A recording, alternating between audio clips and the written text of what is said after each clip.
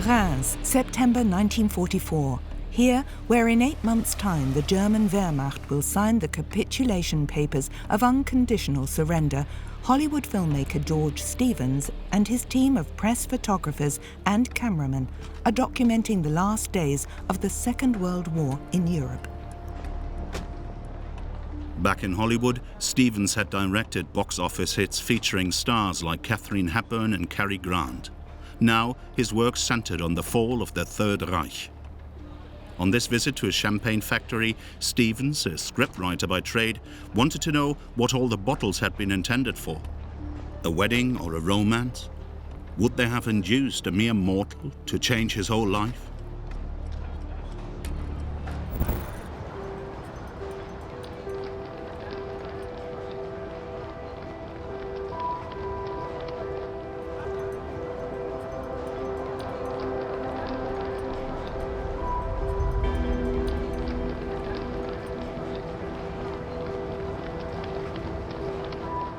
In late October 1944, George Stevens and his team were able to set foot on German soil for the first time.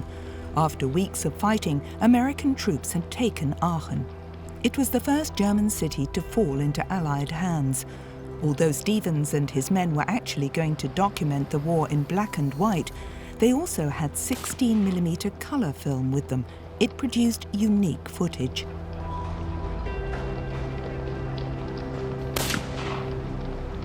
This young German had tried to stop the GIs with a bazooka. It had cost him his life.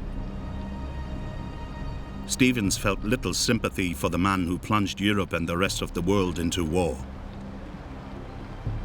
Remains of the battle for Aachen. The war was already in its 6th year, and no one had any idea when the slaughter would finally end.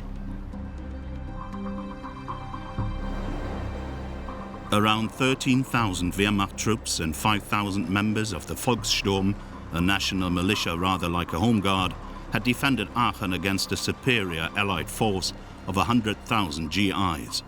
On October the 12th, 1944, Field Marshal Gerd von Rundstedt had insisted that the ancient imperial German city of Aachen be held to the last man. If necessary, the defenders had to be buried among its ruins, just as he had promised his supreme commander, Adolf Hitler. In the end, however, on October the 21st, 1944, the military commander of Aachen capitulated. He thus saved the lives of some 12,000 men who were now American prisoners of war. Just before capitulating, he sent a heroic radio message. After bitter house-to-house and man-to-man fighting, the defenders of Aachen have run out of ammunition, food and water.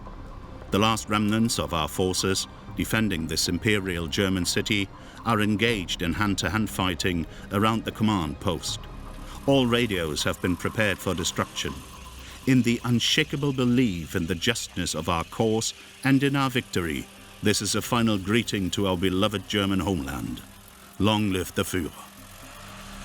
Out of an original population of 160,000, around 6,000 of Aachen's inhabitants stuck it out while the town was still being contested. For them too, the war was now over, but only a few were willing to see reason. Only a few weeks after Aachen fell, the US Secret Service stated that many of its citizens were maudlin, had eyes for nothing but their own suffering, and were unwilling to reflect on their own role during the Third Reich. And no one admitted to having been a Nazi. No one questioned whether they might bear any personal responsibility for all that had happened. Writing in her diary on October the 3rd, 1944, in a southern suburb of Aachen, Clara Trafford made a far-sighted comment. I have had enough forever and a day, but in 20 years' time there will again be enough idiots around who will ignore what has happened and be willing to start the same misery all over again.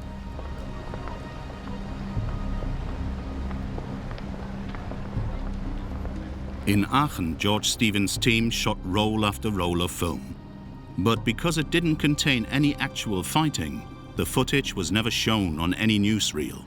The Hollywood director Stevens took great care not to expose his team to danger. As a result, it was only years later that the color films were found in his estate.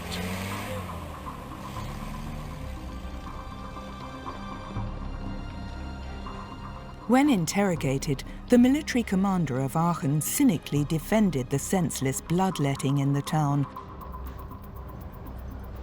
A record of the interrogation states, "He didn't even think the entrenched resistance was worthwhile. In his view, it would have been far better if the troops deployed in Aachen had been withdrawn in good time and used to strengthen defensive positions east of the town."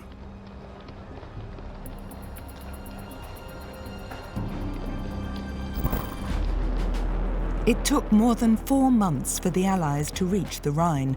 In mid-March 1945, a US Air Force team filmed on the bridge at Remagen.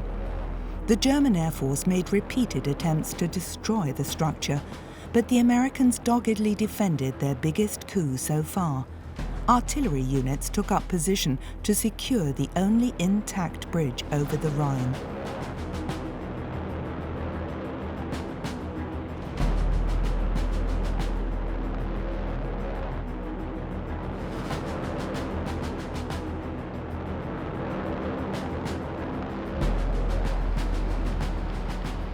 The bridge at Remagen was one of the first locations in Nazi Germany where the Special Film Project 186 was used. On March 7, 1945, US forces managed at the last minute to prevent the railway bridge from being blown up. Within 24 hours, 8,000 GIs had established a bridgehead on the far side of the Rhine, Germany's river of destiny. All attempts by the German Air Force to block the crossing point were in vain. Even bombarding the bridge with Hitler's wonder weapon, the V2, proved fruitless. Time and again, German planes were brought down by American artillery fire. Scenes like this were particularly important for the US Air Force camera team. Their mission was to document the aerial battle for Germany so it could be shown in cinemas back home. To make this possible, those responsible had sourced the country for 16mm color film and shipped it to Europe. One major element of the Air Force cameramen's mission was to document the success of American bombing raids. So in March 1945, a team visited Düren to take on-the-spot footage for the first time. The small town west of Cologne was nothing but a pile of rubble.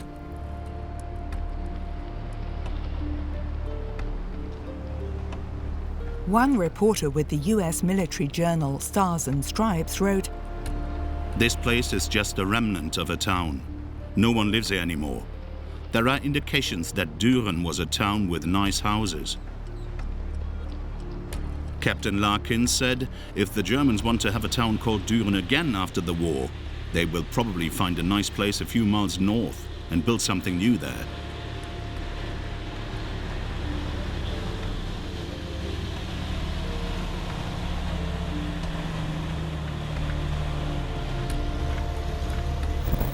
At around the same time, on the other side of the border, somewhere in Belgium, American Supreme Commander Dwight D. Eisenhower had arrived to visit troops.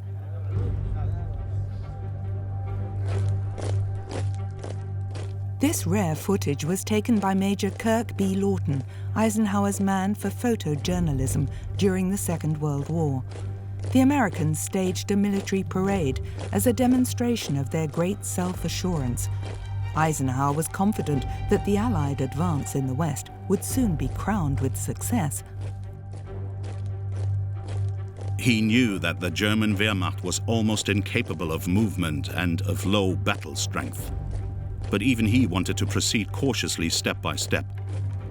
The next major objective was a large-scale advance by the Allied armies across the Rhine and deep into the heart of the Reich. Hundreds of thousands of GIs were firmly resolved to finally bring Germany to its knees.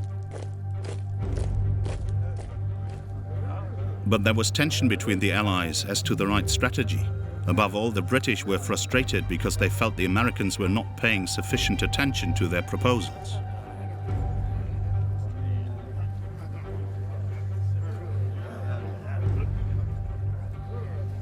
Also present at the parade was Hollywood film star Marlene Dietrich. She had hated Hitler and the Nazis ever since emigrating from Germany. Now, behind the front, she was keeping up the soldiers' spirits by singing and giving autographs.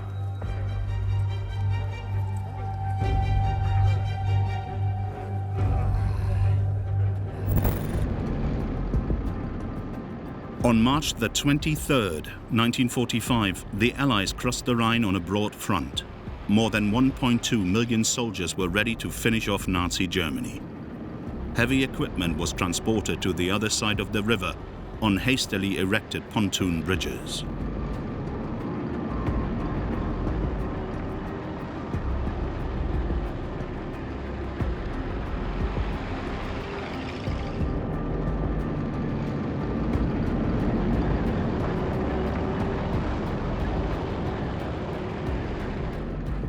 The Wehrmacht had little to offer in the way of resistance. Adolf Hitler was fully aware of the size of the threat in the West. Germany's commander-in-chief feared that, in view of American superiority, his troops might surrender in droves. One German officer wrote in his diary, "We sense that a decisive battle is about to begin. The enemy crossed the river at 3 points which initially were separate. On the 22nd of this month, a directive from the Führer was read out to the whole assembled battery. Anyone taken prisoner by the enemy, it said, without being wounded or clearly having given his all, will be punished. Not only will he be disgraced, all financial support for his family will be stopped, and his family will be made responsible for his action." Everyone had to sign to say that they had heard the order.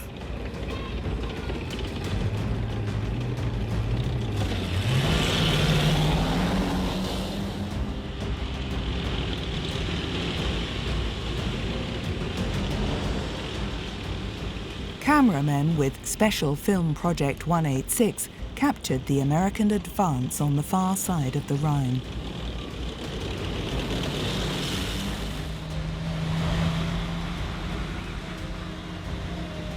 At this time, a young woman in Frankfurt felt like she was living in a vacuum. "We're sitting here waiting for the Americans.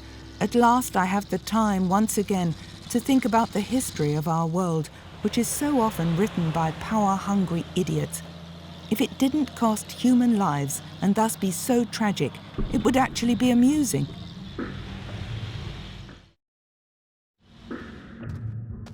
On March the 25th, 1945, German propaganda minister Joseph Goebbels stated that the military situation in the West had entered a critical, almost deadly stage. At the same time, a young girl in the Westerwald region wrote in her diary, "It's a Sunday like any other, yet, in view of the strange circumstances we can expect, one full of dread and inner turmoil, if only it were all over. It can't be long before the enemy gets here." Suddenly someone shouted, "The Americans are coming!" You've no time to think. Like Schiller, all you can say is, "Everyone runs, rescues, flees." At the back of the village, a sad picture presents itself. Is that our proud German Wehrmacht? The village has been handed over. Around 200 German soldiers who had gathered here have been taken prisoner.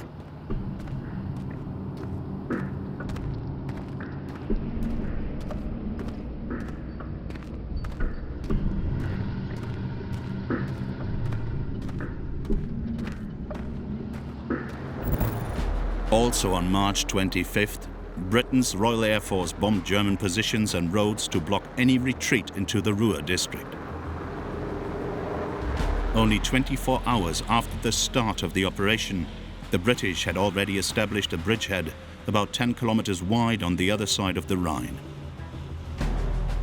In the hinterland, trucks were waiting to transport sections for more pontoon bridges.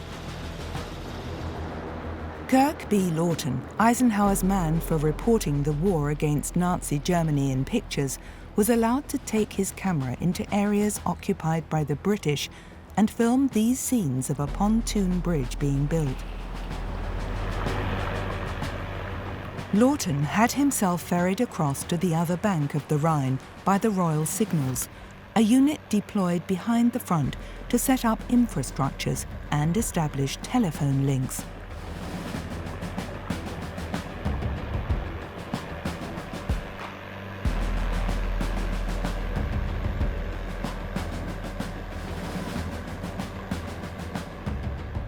On the shore, the ground was being swept for landmines planted by the Germans.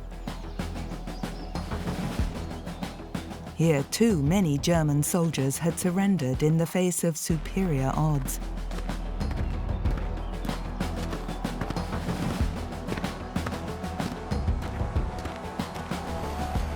British military strategists had prepared Operation Plunder with the utmost precision. Now, top brass in London was expecting the Americans to accept that the further advance into the heart of the Reich would take place under British command. In a conversation with General Eisenhower, British Prime Minister Winston Churchill is said to have repeatedly exclaimed, "The Germans are beaten. Now we've got them. They are finished." But the Americans still kept their British allies in the dark about their own totally different plans. Eisenhower was determined to push his armies mainly into central and southern Germany. He wanted the British to advance towards Hamburg and Denmark. When Winston Churchill heard that, he was outraged.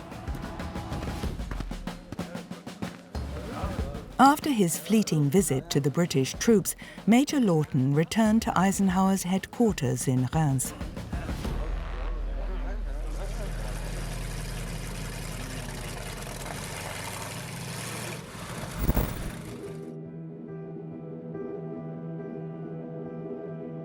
In early March 1945, Cologne became the first major German city to fall to the Allies.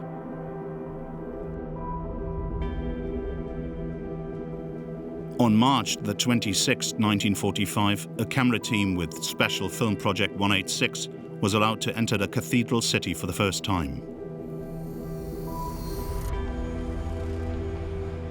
On this occasion, the US Air Force was interested primarily in the damage caused by the numerous Allied bombing raids on Cologne. Initially, the camera rarely focused on the few people still living in the city.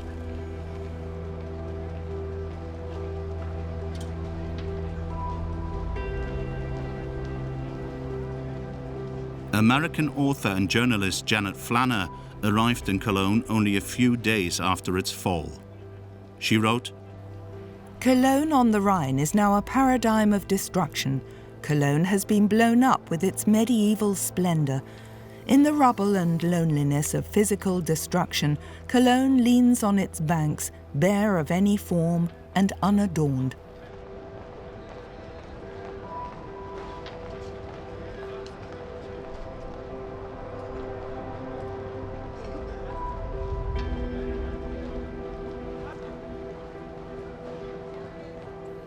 Those who are still alive laboriously fight their way through the buried side roads, a shriveled population in black clothes and loaded with bundles, silent, like the city.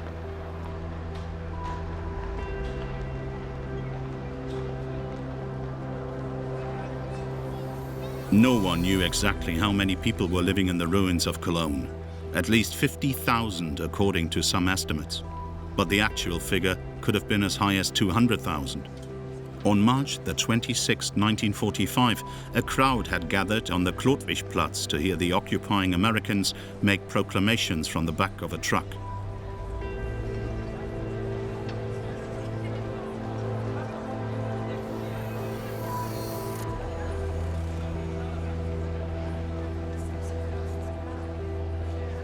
In the first few days of the American occupation, one German woman noted, "We're only allowed to go out during the daytime.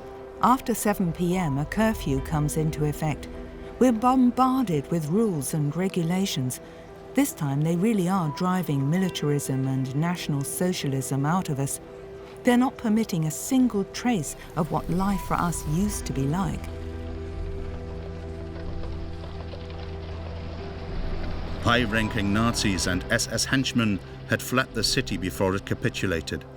Above all, the people of Cologne were happy that, for them, the war was over now. One of them said that first and foremost, occupation meant an end to the horrors of air raids and artillery bombardment, to the fear of being evacuated somewhere, whether they liked it or not, and an end to constantly living underground.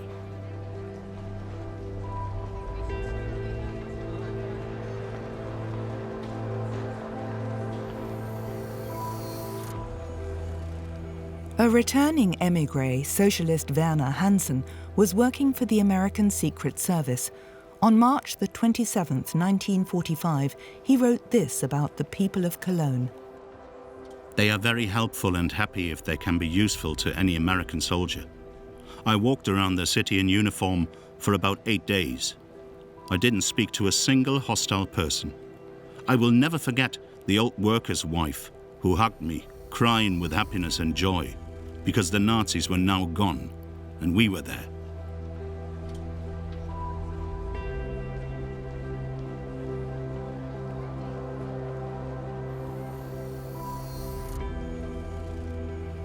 The landmark of Cologne and the symbol of past German culture survived the war almost undamaged. Allied bomber pilots had been instructed not to endanger the cathedral.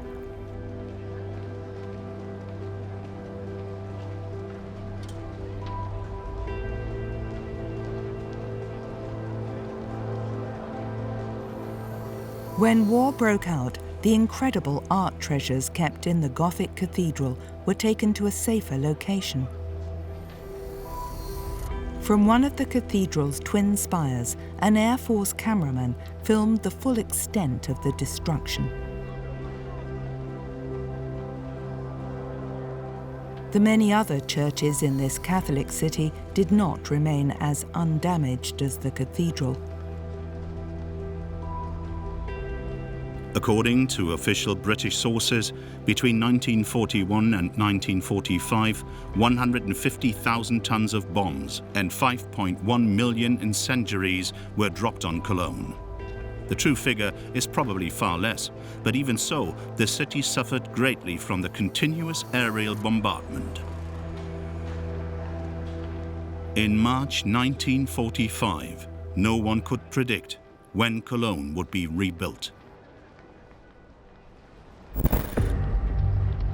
Here, on an airfield somewhere in Belgium or in a part of Germany that has already been occupied, a squadron of American P-47 fighter aircraft are preparing to head off on another mission. A cameraman with Special Film Project 186 took this footage of the ground crews in April 1945.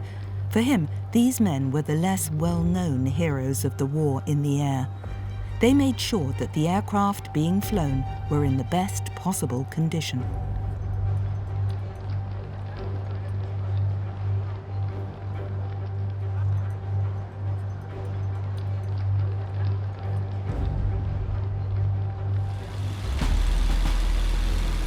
The P-47 Thunderbolt was a single-engine American fighter bomber which proved to be one of the most effective aircraft in the war against the Nazis.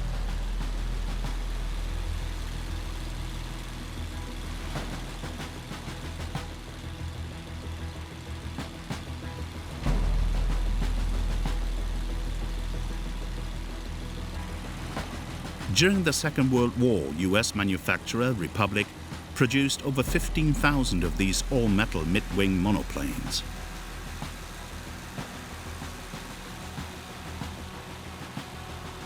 The P-47 had just one pilot. As a rule, Thunderbolts attacked their targets in small squadrons. That was also the case in March and April 1945.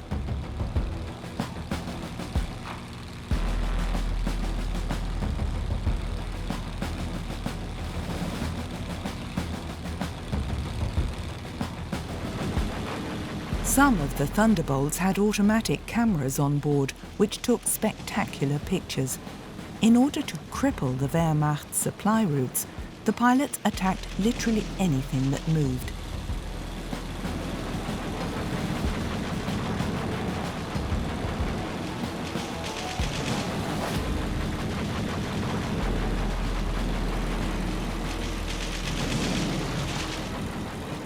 Railway lines and freight yards were favourite targets.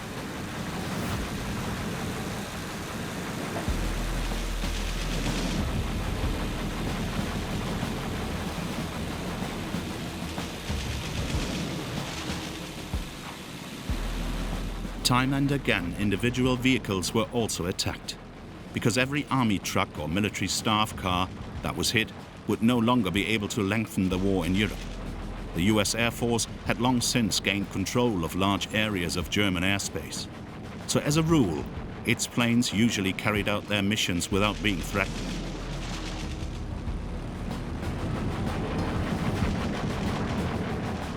It's not known how many civilians lost their lives in these attacks. The US Air Force regarded such casualties as collateral damage. Troops and fanatical Nazis could have been holed up in harmless-looking villages in order to stop the Allied advance.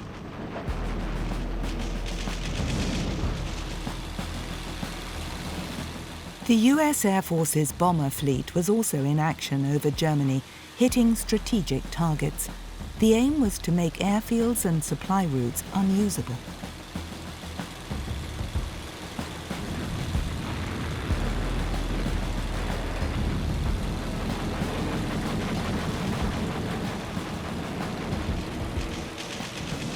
By now, the Luftwaffe was almost incapable of putting up any effective defence. The Nazis had ultra-modern jet aircraft at their disposal, but often their Messerschmitt Me-262s were grounded, mainly because of a shortage of fuel. Time and again, as they advanced, the Americans came across camouflaged Me-262s. The jet was capable of attacking Allied aircraft at a speed of up to 870 kilometers an hour.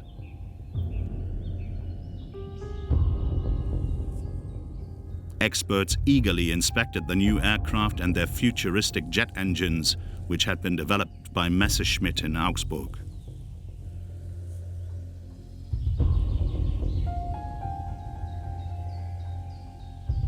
The US Air Force had every reason to fear the Me-262. Its fleets of bombers had been successfully attacked time and again. American pilots had little chance of defending themselves against the fast jets. Me-262s were still shooting down numerous US aircraft even in March and April 1945. Somewhere in the occupied part of Nazi Germany, a camera team from Special Film Project 186 is filming a totally devastated airfield. The hangars are all damaged and the wreckage of burnt-out aircraft is strewn around.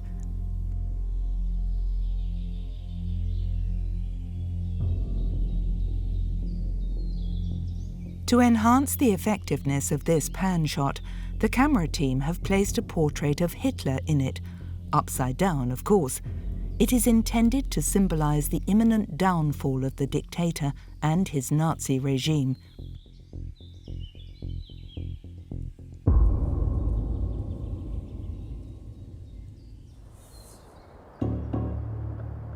In late March, south of Koblenz, another US Air Force camera team filmed an Allied air attack on a German military convoy.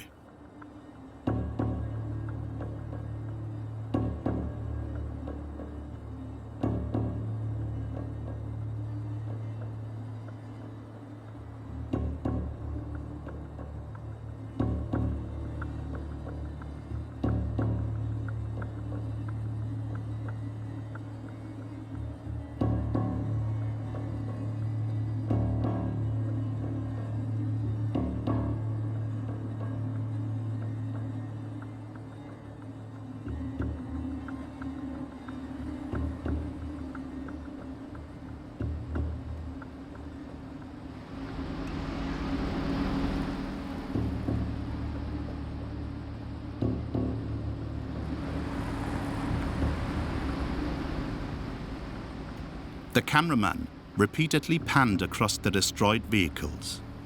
We can only imagine the dramatic scenes which took place here. It is not clear whether this convoy, which belonged to the notorious SS, was on its way to the front or was looking for refuge from the advancing Americans. Nor can we tell how many soldiers lost their lives here.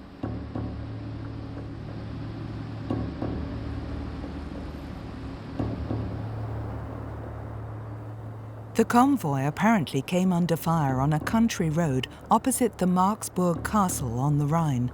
Spotting it was important to the Americans because units of the Waffen-SS were regarded as particularly dangerous. As a rule, its fanatical troops were ruthless in combat and fought to the bitter end. This devastating attack seriously hit SS supplies and would undoubtedly save many a GI's life in the weeks ahead.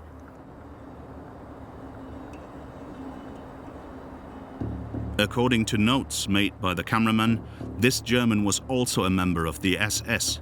He had surrendered to the Americans wearing harmless-looking civilian clothes. It's not clear what happened to him. He was probably taken to a prisoner of war camp.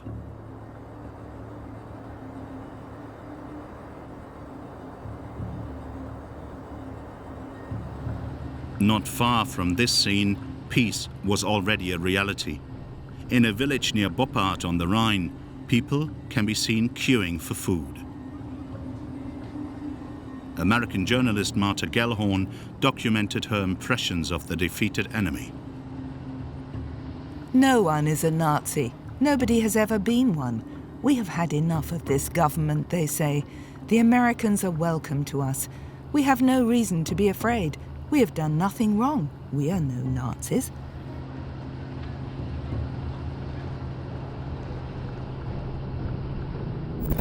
"60 kilometers downstream, an automatic camera belonging to the Air Force team took this aerial footage of the bridge at Remagen. The bridge, which had long since become a symbol of imminent victory, had by now collapsed.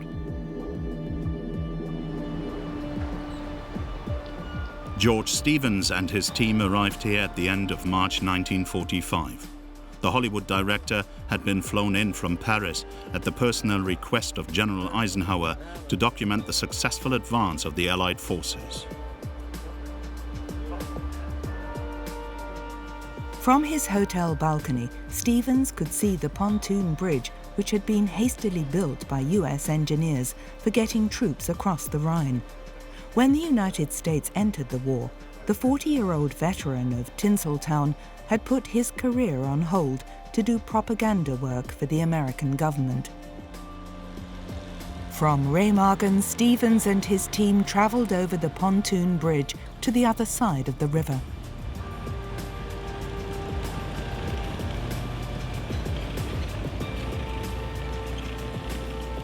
A few young Germans momentarily blocked the cameraman's view of ruined buildings on the riverbank. Adolf Hitler had declared the Rhine to be an unsurmountable bulwark against the Allied advance in the West. Germany's river of destiny had to be held at all cost. But now in Remagen, the war was already a long way off. Here, Stevens and his men are inspecting the ruins of the bridge. On March the 17th, 1945, US engineers were carrying out maintenance work on the seriously damaged bridge when it suddenly collapsed. 25 GIs were killed immediately and 3 more died later from their injuries. A plaque commemorates the glorious capture of the railway bridge on March the 7th. As they retreated, the Germans had mined this tunnel.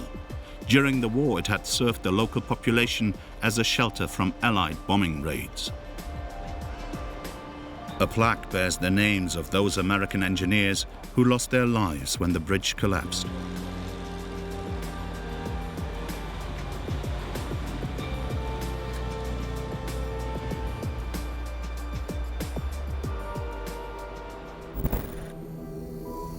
A flight over ruins. In March 1944, Frankfurt's historic Old Town was destroyed in 3 bombing raids by the British.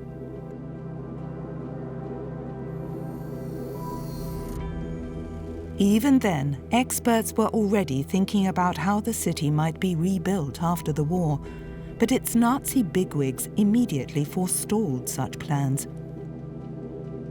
In 1944, the Nazi Party newspaper, the Völkische Beobachter, published an article which rejected any nostalgic sentiment with regard to the later reconstruction of what the paper described as our cities murdered from the air in barbarian attacks. People must be prepared, it said, to take a radical decision and allow that which is dead to rest in its grave. In this respect, hatred must become holy.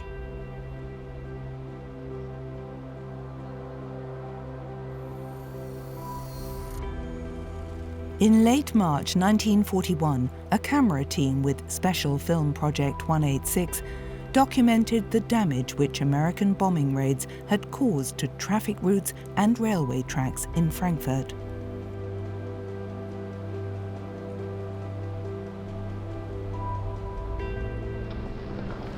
The cameraman also filmed German prisoners of war being led out of the city. Frankfurt's military commander, Lieutenant Colonel Loeffler, was determined to hold out against the Americans. He told his men, "If we knew there was nothing to back us up, we could wave a white flag and end matters. But perhaps our leadership still holds a trump card after all. In that case, it must never be said that our, or my, failure prevented it from being played. Therefore, we will do what we have to do." On March the 27th, 1945, American artillery shells hit the German command post in the city. Loeffler was seriously wounded and died from his injuries.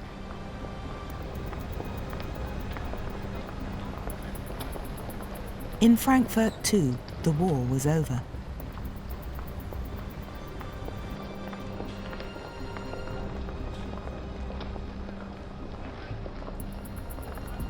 At the same time, American units were advancing further into the heart of the Reich.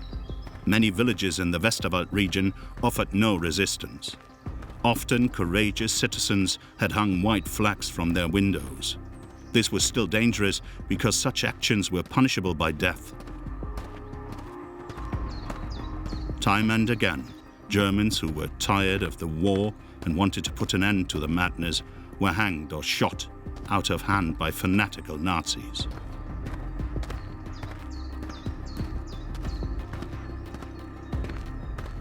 A situation report by the Allied Supreme Command stated, "The enemy is facing a situation in the West that is beyond his control.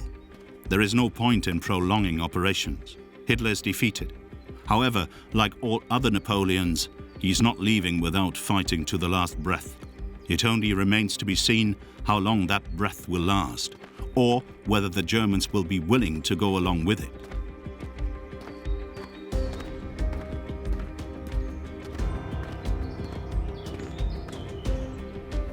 When a town or village surrendered without a fight, everything went smoothly. Often tank traps were removed by the inhabitants themselves so that US armor could advance more quickly.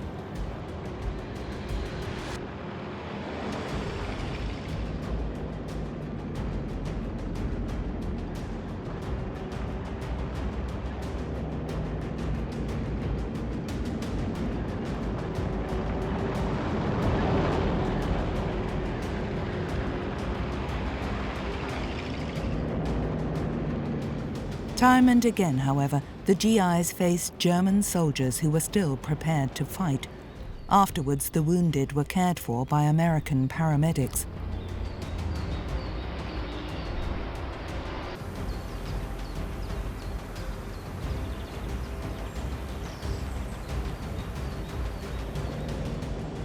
On March the 31st, 1945, American troops occupied Bad Hersfeld. After offering brief resistance outside the town, its commander decided to surrender. French prisoners of war welcomed their liberators. A camera team with Special Film Project 186 captured the moment the war for this town came to an end. Here, a delegation from the municipal administration and the military negotiate the peaceful handover with an American advance party. Most of the inhabitants were relieved to have got off so lightly. Some of the buildings were in flames because of artillery fire, but that was the only damage here.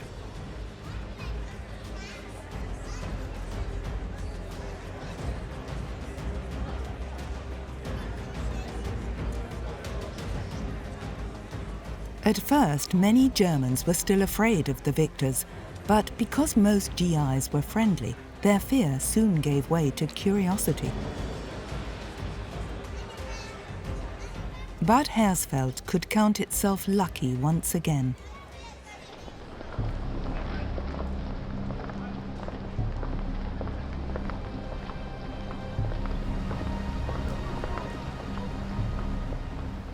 On March the 31st, 1945, a German soldier waiting in Thuringia for orders wrote in his journal, "It's uncertain if and how we are going to carry on.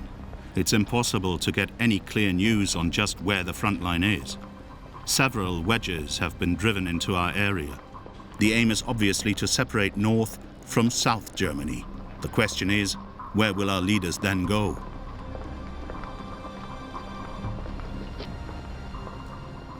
Near Wolfhagen in northern Hesse, a US Air Force cameraman filmed a temporary prisoner of war camp.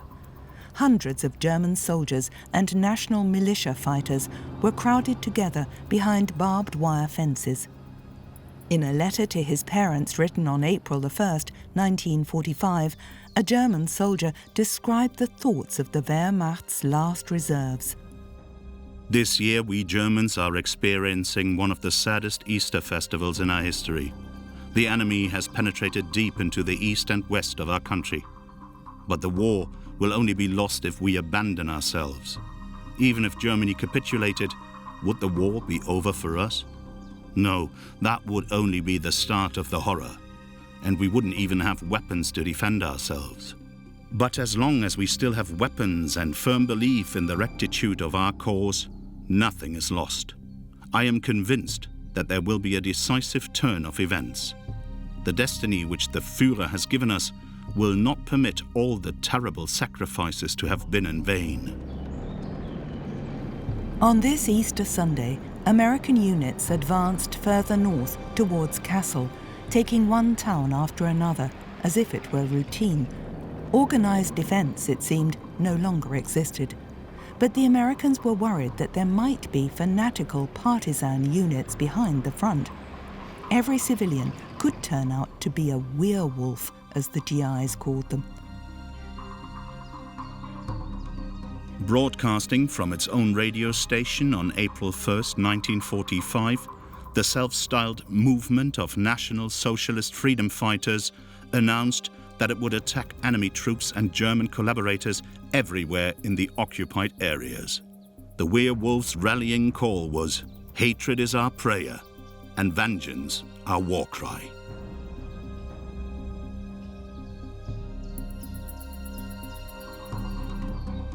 Propaganda Minister Joseph Goebbels wrote in his diary, "The werewolf consciously turns to the political minority of those stalwart souls who always form the steel tip of the leaden wedge of the people."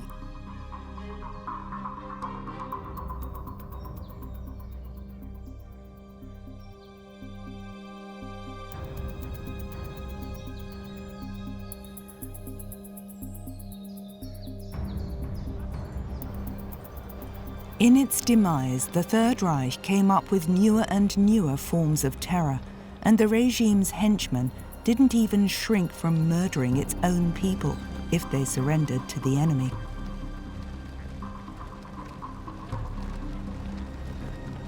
Days and weeks of uncertainty still lay ahead of the US troops. Their mission was to bring down Germany with military might, and US camera teams continued to document the end of the war in color.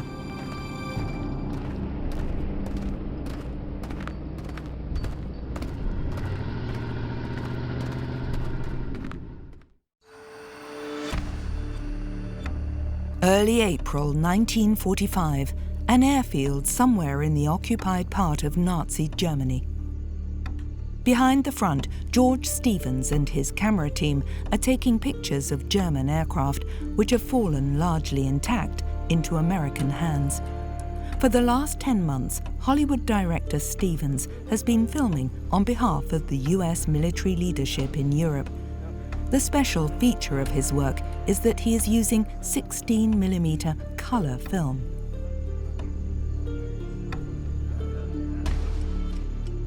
The aircraft here also include a Messerschmitt Bf 109, a successful model Allied and Soviet pilots learned to fear.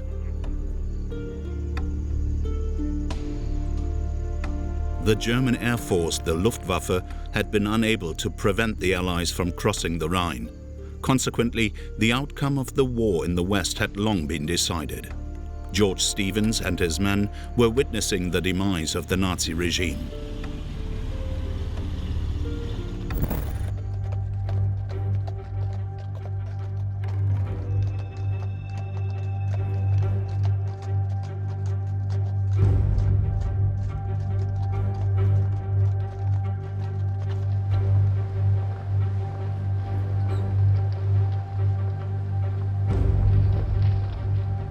The scenes which George Stevens and his team filmed in Bad Wildungen in Hesse were peaceful. This historic spa town had been spared the ravages of war. It was now the headquarters of US General Omar Bradley and his staff, who were planning a further advance to the river Elbe. The American military government had imposed strict rules on the civilian population. A 7-to-7 curfew was now in place, and freedom of movement was limited to a radius of 6 kilometers from the town. All members of the Wehrmacht, the Waffen-SS and the Volkssturm, the national militia, had to report to the US commander's office. No one was allowed to use private or public transport. All communication via radio or the postal service was banned. It was also forbidden to read uncensored newspapers. April the 9th, 1945. As American units advanced further east, they were accompanied by camera teams from the US Air Force's Special Film Project 186. Engineers had built a pontoon bridge over the Werra to ensure troops at the front were kept well supplied. According to US Secret Service reports, Hitler had decided to conduct operations in the south of the country, from his Alpine fortress, as it was known. Consequently, against the wishes of the British, the supreme commander of the Allied forces in the West had decided to leave Berlin to the Russians. General Eisenhower had already sent a telegram to Joseph Stalin informing the Soviet leader that the Americans had no interest in the German capital.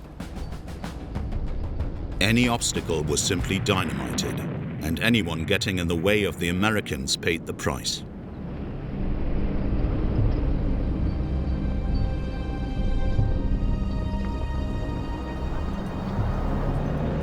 April the 9th, 1945.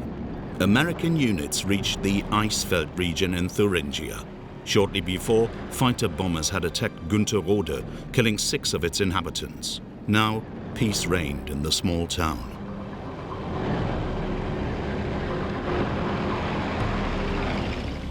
Not every town or village surrendered without a fight. Orders from Berlin to hold out were still having an effect.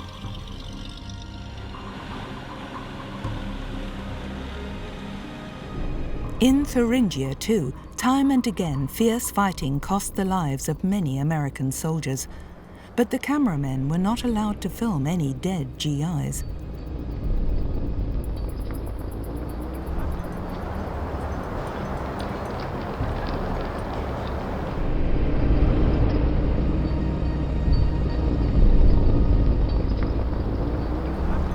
Here, a young German soldier has surrendered to the Americans. He has obviously ignored the call from Martin Bormann, the head of the Nazi Party Chancellery. Anyone who, without the express permission of the Führer, leaves his district when it is under enemy attack and who fails to fight to the bitter end is scum and will be treated as a deserter. Lift up your hearts and overcome all weakness. The cry now can only be victory or death. A German non-commissioned officer who was still fighting at the front dryly commented in his diary, "The emphasis clearly seems to lie on the latter."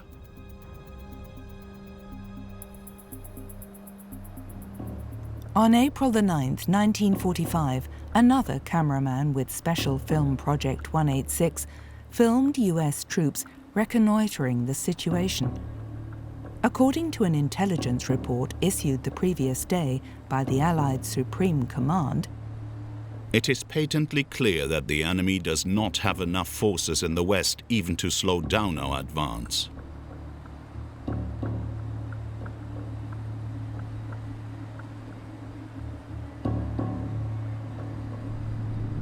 Here, in the middle of Thuringia, the Americans had opened fire on the village of Elbe. On April the 11th, 1945, a German soldier on the other side of the front line wrote in his diary, "There is no leadership, no longer any solidarity. The tanks push back everything in front of them. Since they cannot be combated with trucks, tanks or heavy weapons, the will to resist is non-existent. Our troops are wandering around like rabbits. There is no point in carrying our gear and our weapons around. They say the enemy has already taken Apolda and reached Jena. We don't know where to go or what to do. The situation is hopeless. We can only abandon ourselves to our fate."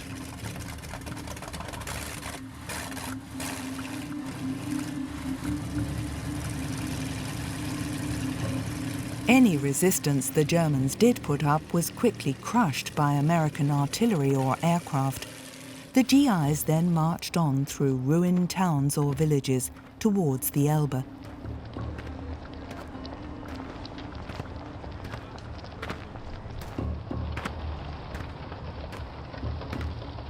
Sometimes it was only old men or members of the Hitler Youth who still tried to stop the enemy's advance. Hollywood director George Stevens and his men were still waiting in Bad Wildungen. The camera team passed the time with trips into the surrounding area. At Frankenburg on the Elbe, Stevens was allowed to film a provisional camp for German prisoners of war.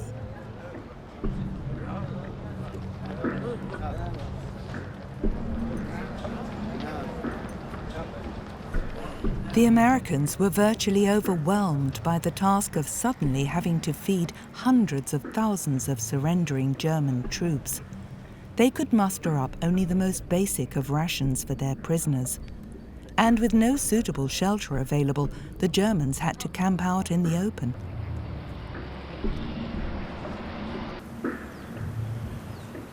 In Moscow, the almost unhindered advance by American troops was viewed with mistrust. Stalin suspected that the Germans were surrendering in masses in order to spare their best troops for the defense of Berlin.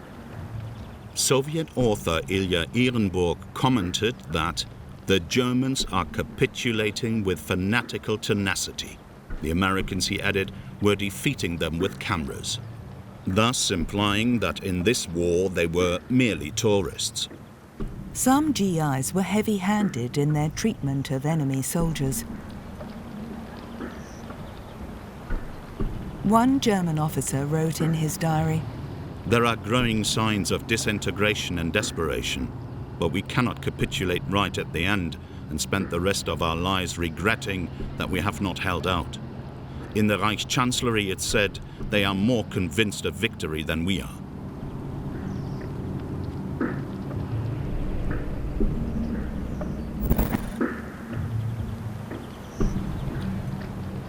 At the end of March, near Oberursel in the Taunus Hills, the Americans turned a German camp for captured Allied airmen into a transit and interrogation center for their own prisoners. Anyone who was unsuitable for providing valuable information was soon dispatched elsewhere.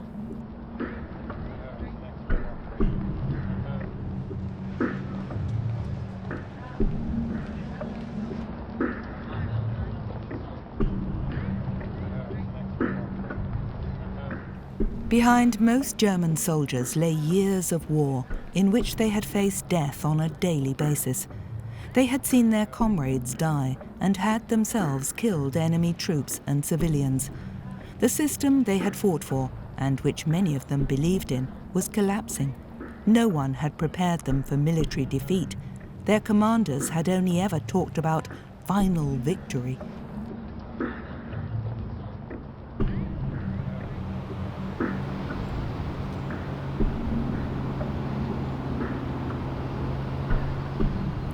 German prisoners of war were transported back to Wiesbaden on the other side of the Rhine in seemingly endless convoys.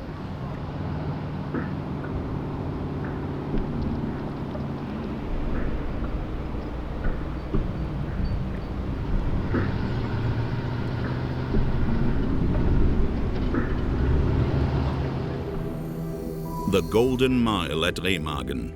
The Americans had fenced in vast areas with barbed wire. As far as food and hygiene were concerned, conditions in the Rhine Meadows camps, as they were known, were catastrophic. With no billets available, the prisoners lived in the open in holes dug in the ground.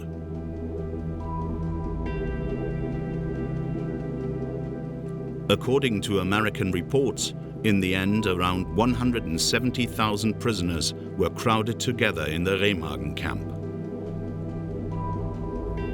On April 15, 1945, one German officer in a prisoner of war camp wrote in his diary, "Spent the night out in the open yet again. It was fairly cold. The only water is for drinking, and there is a big fight for that. Shitting is a problem. It's not organized. The men just shit where they want. Rectangular pits were dug, but the edges soon became bespattered. So people started to shit further and further away, and in the end, all along the barbed wire." The soldiers were in a weakened state anyway, and disease took a heavy toll. Around 1,200 prisoners in the Golden Mile alone died from dysentery, malnutrition, or exhaustion. Wiesbaden, mid-April 1945. Since the 21st of March, the Americans had been the town's new masters. The military commander of Wiesbaden, a Colonel Sierenberg, had personally called an end to all combat operations and thus saved the town from further destruction. One cameraman with Special Film Project 186 was particularly interested in how the town's children and adolescents were faring. Many of these youngsters had spent years growing up without a father.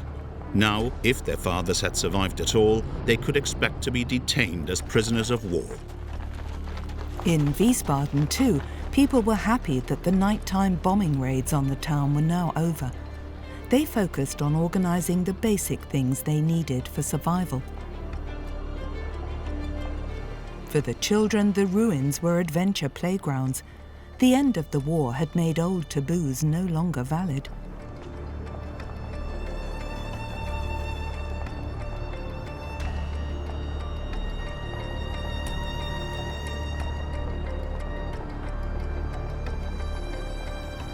Only a short while ago, as members of the Hitler Youth, they were expected to defend the fatherland and the Nazi regime with bazookas.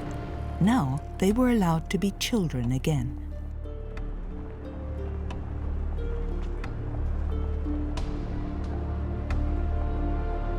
Some were still clearly afraid of their new masters, but most German children were curious about a peace they had never consciously experienced.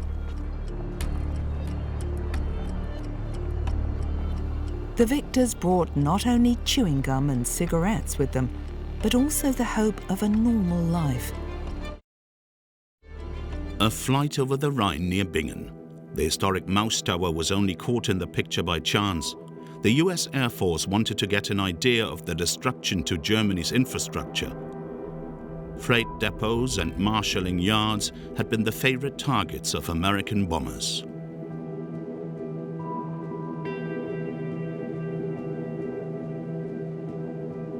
The Germans had blown all road and rail bridges over the Rhine at Wiesbaden and Mainz, so huge pontoon constructions had to be built to replace them.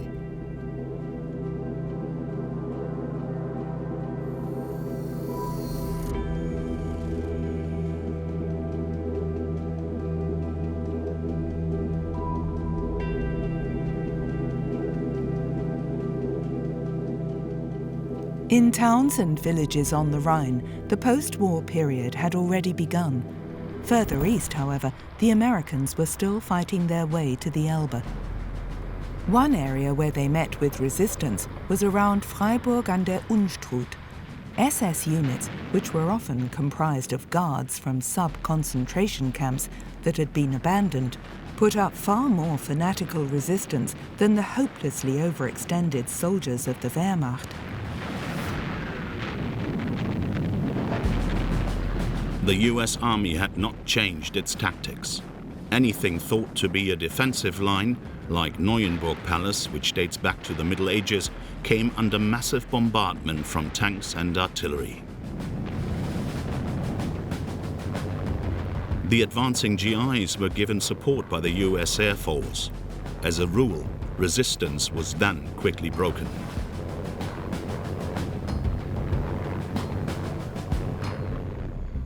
It seems like a refugee trek has reached this village.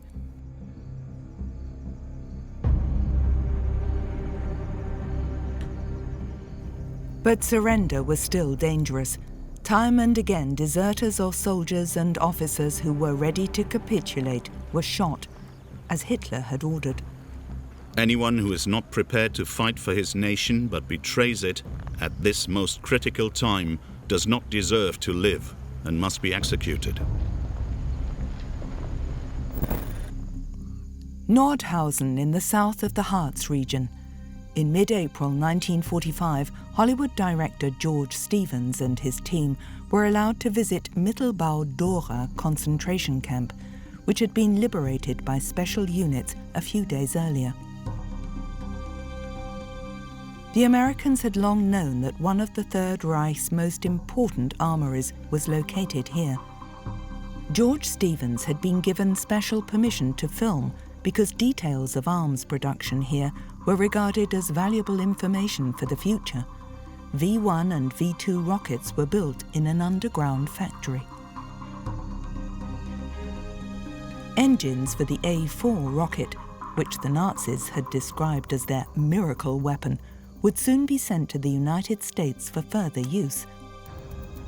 The deadly missiles were built in Kornstein by concentration camp inmates and forced labourers. The slave workers used by the SS had their own hut camp.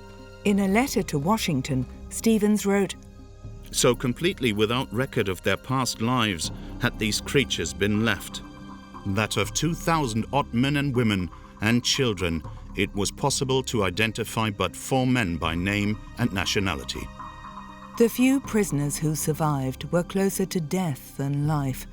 Shortly before the arrival of the Americans, most of them had been sent on death marches. This is how a GI later described the Americans' arrival in Nordhausen. "There are no words to describe the stench. Many of the guys were tough. They had been battle-hardened since they landed in Normandy. But now they were quite sick at the sight and had to throw up."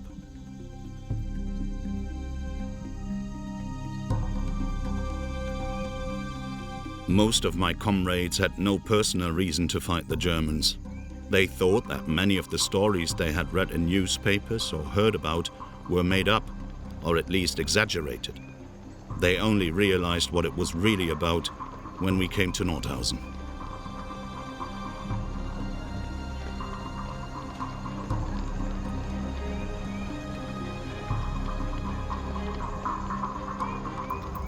Forced labourers from countries occupied by the Germans were making their way west. This truck was carrying French prisoners of war interned after their country was defeated by Germany in 1940.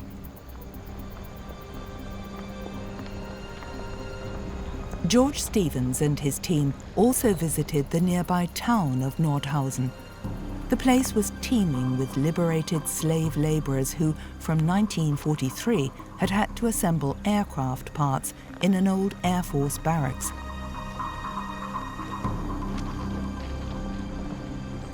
In the meantime, the film director and his men had received new marching orders. They were told to get ready to head for the Elbe to document the Americans' link-up with the Red Army.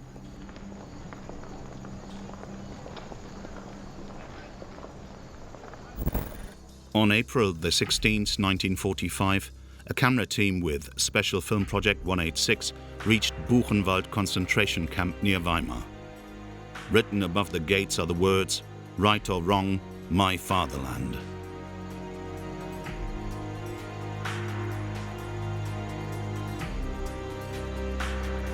Most of the SS guards had fled 5 days previously. The inmates had overpowered the henchmen who had remained and handed the camp over to the advancing US troops.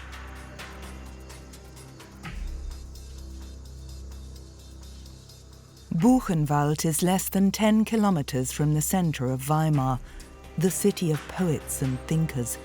Set up in 1937, the concentration camp was one of the biggest in the German Reich.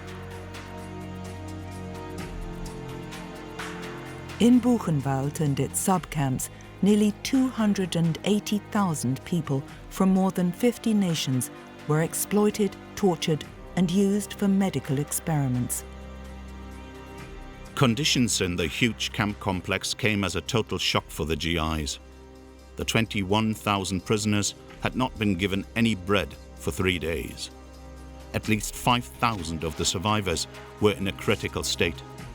Every day, more than 200 inmates died from malnutrition and typhoid.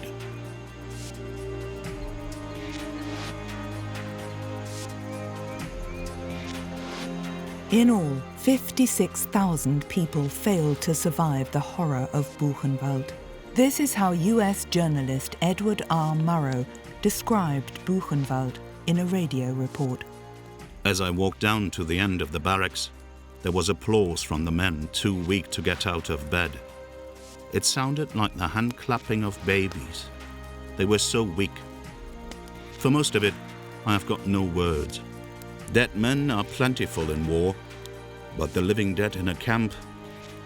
The country roundabout was pleasing to the eye, and the Germans were well fed and well dressed. On April the 16th, 1945, 1,000 citizens of the nearby town of Weimar were forced to visit the camp. The commanding US general had decided that the population had to be confronted with the extent of the atrocities.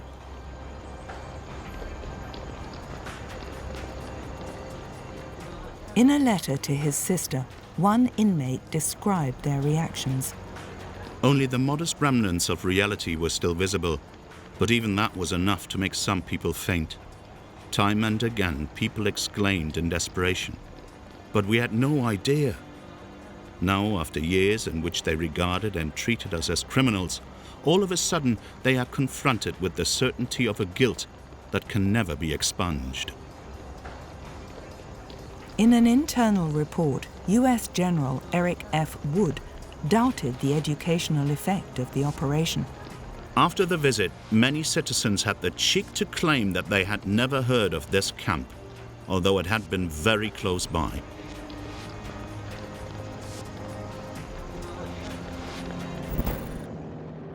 April the 20th, 1945. On Hitler's birthday, a camera team with Special Film Project 186 filmed American tanks on their way to Leipzig.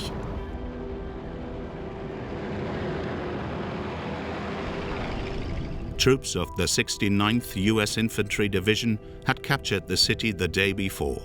They had met with very little resistance.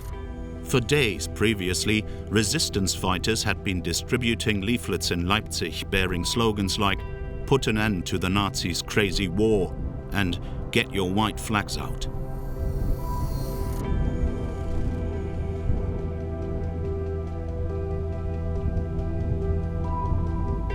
In the town hall, the camera team filmed a gruesome scene. An unknown Nazi bigwig lay next to a portrait of Hitler. It seems he had chosen suicide in order to avoid the shame of capitulation.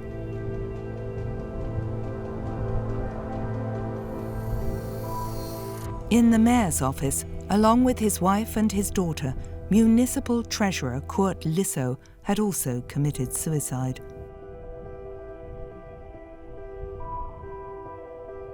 On this day, April the 20th, a woman in southern Germany wrote in her diary, Hitler's birthday.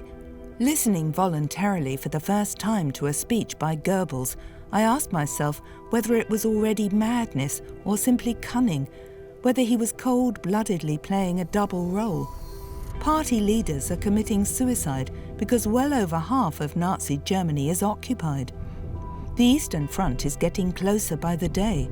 Everywhere bombs are falling, day and night, even on peaceful villages, near us too, and Goebbels is talking as if victory were imminent.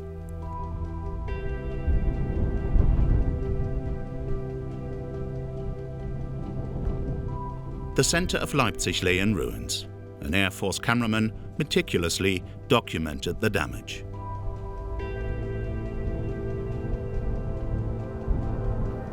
In Leipzig too, right to the end, there were fanatics who would rather believe the propaganda than look reality in the face.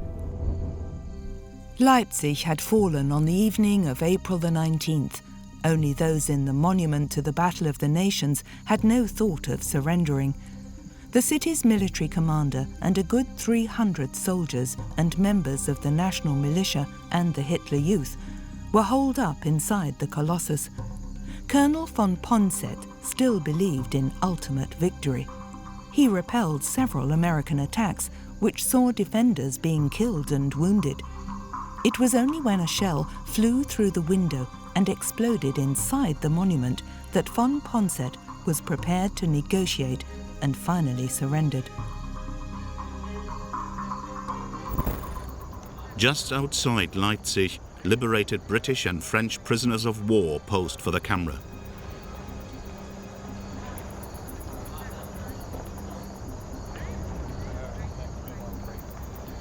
Now it was the turn of German soldiers to prepare for lengthy detention.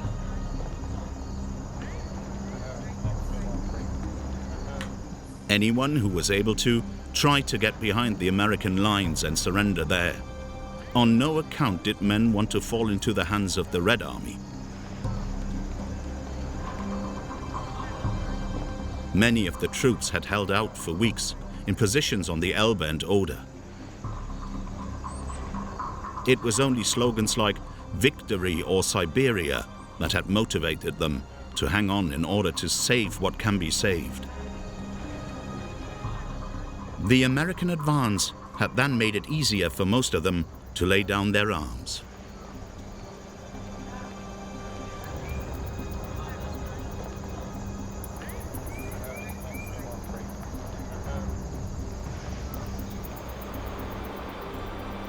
April the 25th, 1945.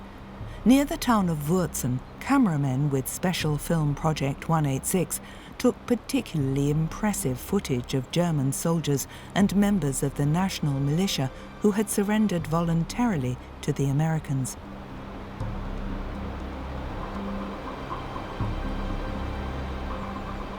Along the west bank of the Mulde, the Americans had halted their advance and taken up position. This had been agreed with the Red Army, which was approaching the Elbe from the east. Wehrmacht units trying to make their way west found themselves in no man's land between the fronts. According to a report by the 1st United States Army, enemy troops opposite the Mulde line feared above all the approach of the Russians, and in the fear of becoming Russian prisoners of war, fell into our lines to surrender.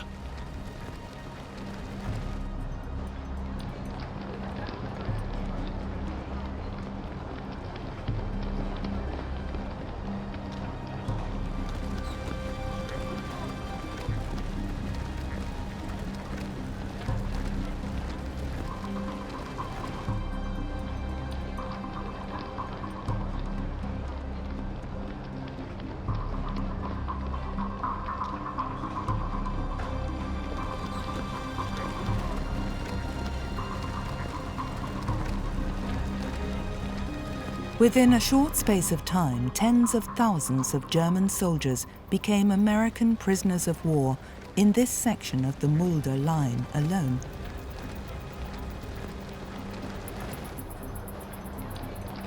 Wurzen lay in the middle of no man's land. The previous day, the town's mayor, Armin Grebert, had surrendered to the Americans without a fight. On April the 25th, Wurzen was overflowing with refugees heading west.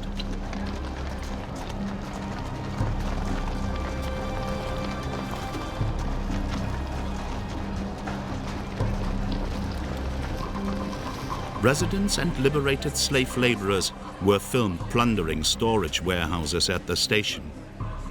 One young woman noted, "In an instant, a disgusting fight for food broke out. The town is an absolute Babylon, a mix of indescribable characters, and the Germans are not the best of them. It seems as if there will never be peace and calm here. What helps most is writing something every day. It's an activity you can withdraw into to counter the unreality of these days with small realities that are familiar."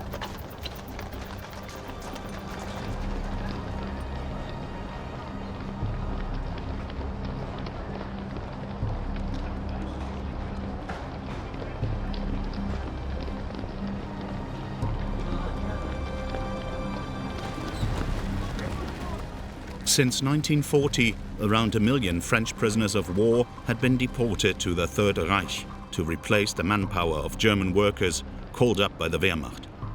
French slave labor was particularly indispensable in agriculture to maintain Germany's food supply. As a rule, these forced laborers were themselves given meager rations containing nothing like the calories normally required by a worker.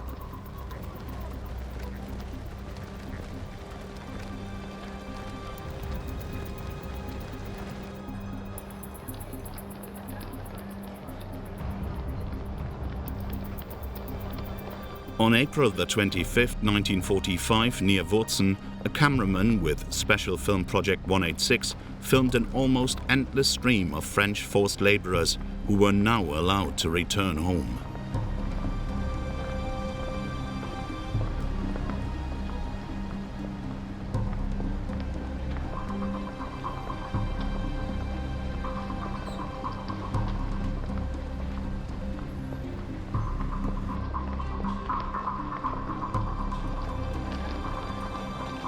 Numerous horse-drawn carts with German civilians could also be seen heading west.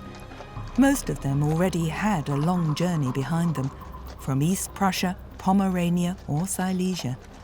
They had suffered weeks and months of deprivation, always in search of food and shelter, and always in fear of being attacked or being killed between the fronts.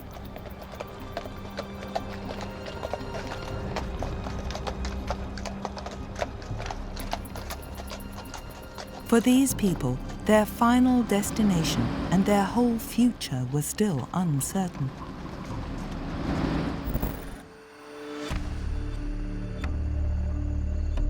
"30 kilometers north of Wurzen, Hollywood director George Stevens and his team made a stop.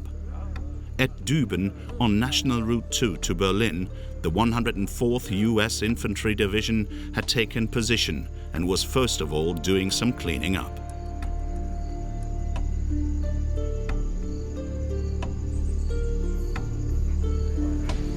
The Timber Wolves, as they were known, had been in Europe since August 1944 and had fought their way through the Hürtgen forest, Holland and the Ardennes. At the beginning of April, they had liberated Mittelbau-Dora concentration camp. Now they had reached the west bank of the Mulde and were involved in final skirmishes with scattered units of the Wehrmacht and the Waffen-SS.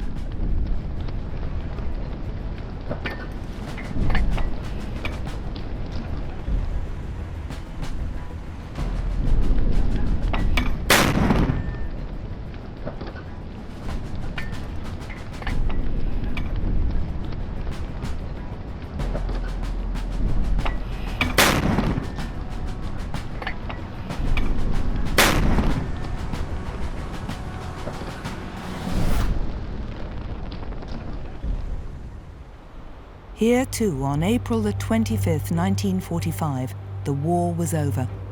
Vast numbers of German soldiers were fleeing across the Mulde. In their section of the front, the Americans turned to unconventional methods in an attempt to cope with the situation. They dropped leaflets over the fleeing troops, calling on them to form groups of 500 men each and to appear on the eastern bank of the river at half-hourly intervals, naturally with their weapons unloaded. In this way, over the next 4 days, more than 16,000 German soldiers reached safety as prisoners of the timber wolves.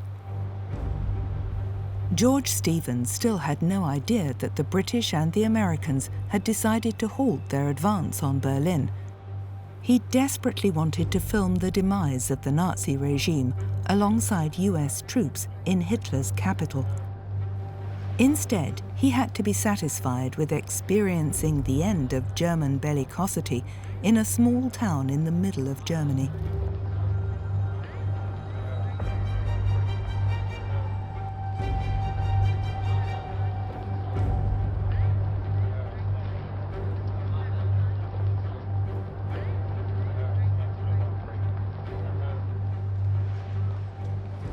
On April the 26th, George Stevens and his team set out for Torgau. Their brief was to document the link-up of American and Russian forces. Berlin was already a long way off for the GIs. Later, one member of Stevens' escort wrote, "People resigned themselves to the fact that we weren't going to Berlin. The feeling had overwhelmed them that the war wouldn't last much longer. For the first time, there were no more enemies.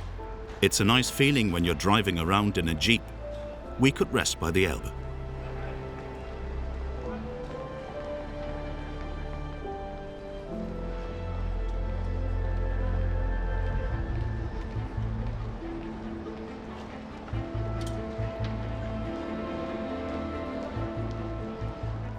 The first Red Army soldier they met welcomed them with a grin and the word capitalists. Then he pointed to himself and said, "Communist."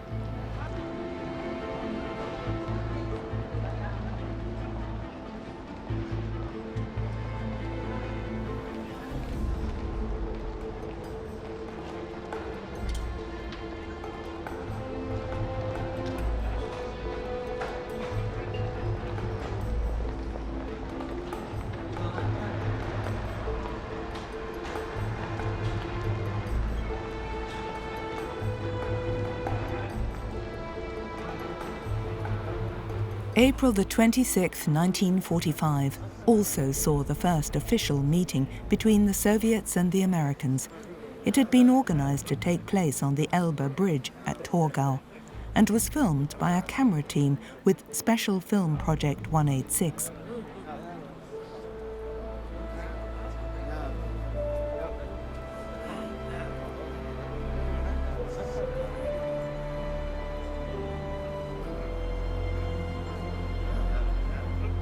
Each side had prepared a big celebration. The pictures were supposed to go all round the world.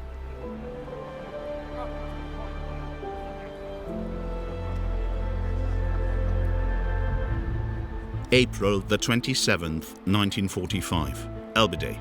The great celebration began in the midst of refugees crossing the river. But the first unofficial link-up had already taken place 2 days previously.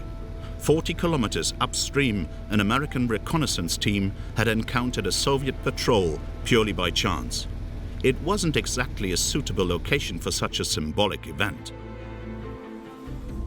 The spectacle, which took place in Torgau on April the 27th, was named East Meets West.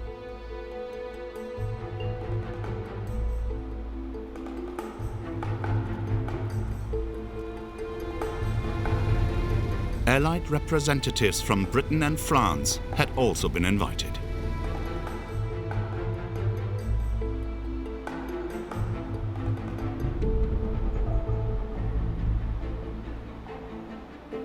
For George Stevens and his team, every scene was important. They succeeded in capturing the casual atmosphere that prevailed.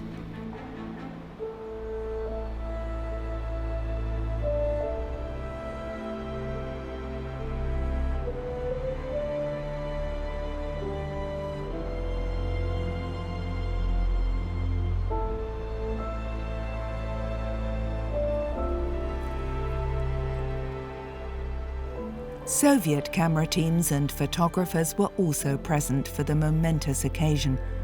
The Russians took a great interest in the equipment the Americans had with them.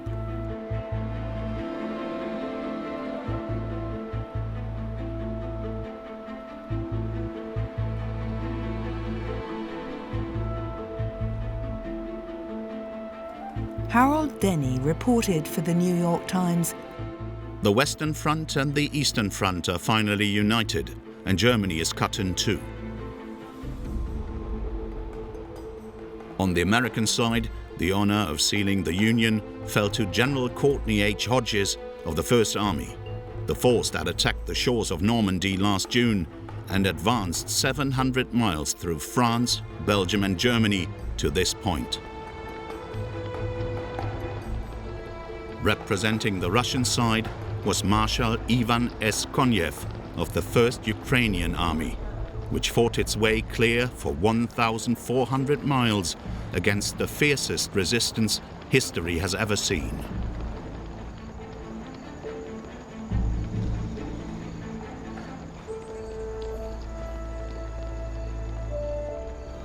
The spectacle in Torgau was an event for the entire world.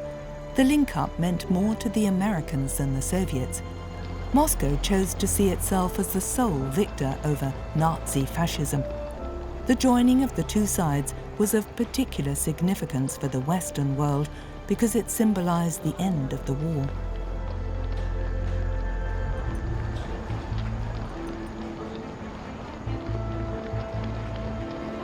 Just 2 weeks before, US President Franklin D. Roosevelt had died suddenly. For the Nazi leadership in Berlin, this offered a glimmer of hope that America's alliance with Stalin might fracture. But Torgau showed exactly the opposite. On this day, America's new president, Harry S. Truman, ceremoniously announced, "The union of our arms in the heart of Germany has a meaning for the world which the world will not miss. It means, first, that the last faint, desperate hope of Hitler and his gangster government has been extinguished." In his speech, Truman expressed a wish which, even at this point in time, was unrealistic. Second, the junction of our forces at this moment signalizes to ourselves and to the world that the collaboration of our nations in the cause of peace and freedom is an effective collaboration which can surmount the greatest difficulties of the most extensive campaign in military history and succeed.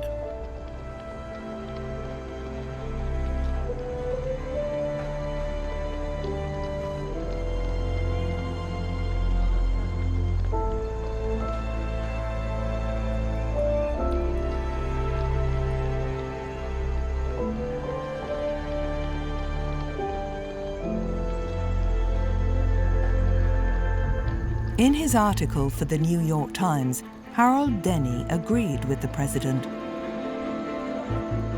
The spirit in which the Americans and Russian troops and their respective commanders met was worthy of the great occasion.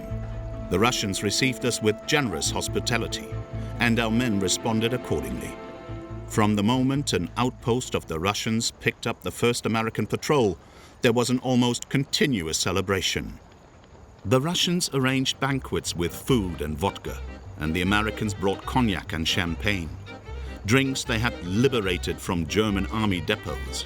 And then there was toasting and singing, an expression of hope for a future in which Americans, Russians, and British would stand together for a lasting peace.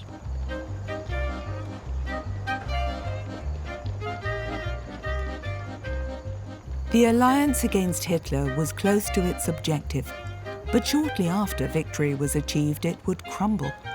On April the 27th, 1945, 3 days before the German dictator committed suicide, and 11 days before Germany's unconditional surrender, the post-war era in international politics began.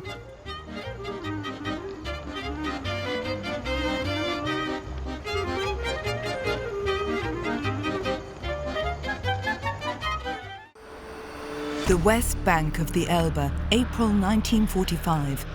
At Schöneck, south of Magdeburg, engineers have built a temporary bridge and named it after America's new president, Harry S. Truman. They've also called it the Gateway to Berlin, but that is not the direction in which the GIs will be marching.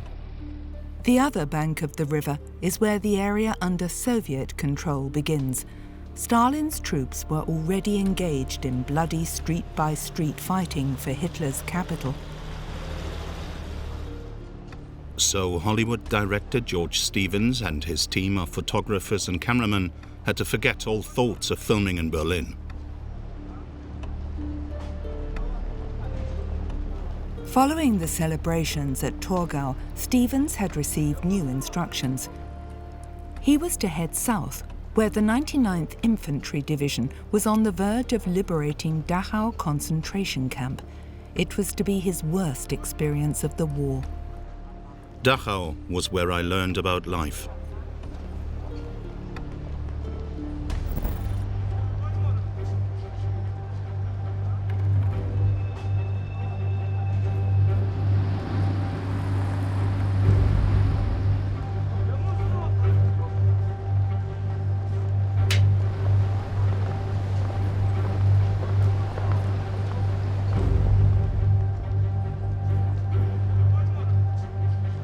Since D-Day, George Stevens had accompanied American troops halfway across Europe.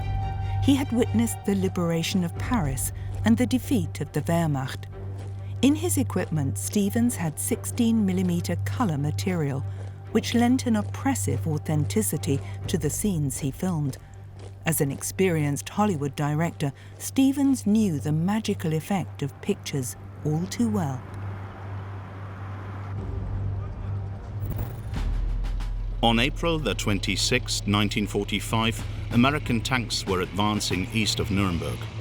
Over the last few days, the GIs had once again been involved in heavy fighting with fanatical Nazis.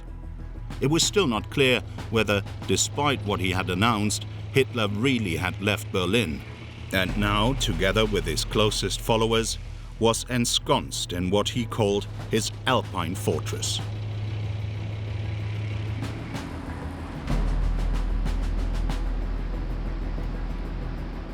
At this time, camera teams with Special Film Project 186 were in action in Nuremberg. They too were using 16mm color film. Their brief was to document the successful story of the US Air Force in the fight against Nazi Germany.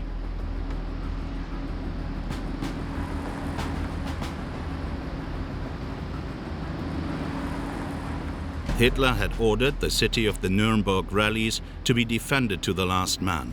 But on April the 20th, Nuremberg finally fell. Its inhabitants looked to the future, to the new era under American occupation. But their traumatic experiences remained unforgotten. To make things as difficult as possible for the Americans, the Germans had blown all the bridges. But within a few days, engineers had built temporary bridges to guarantee supplies to the troops.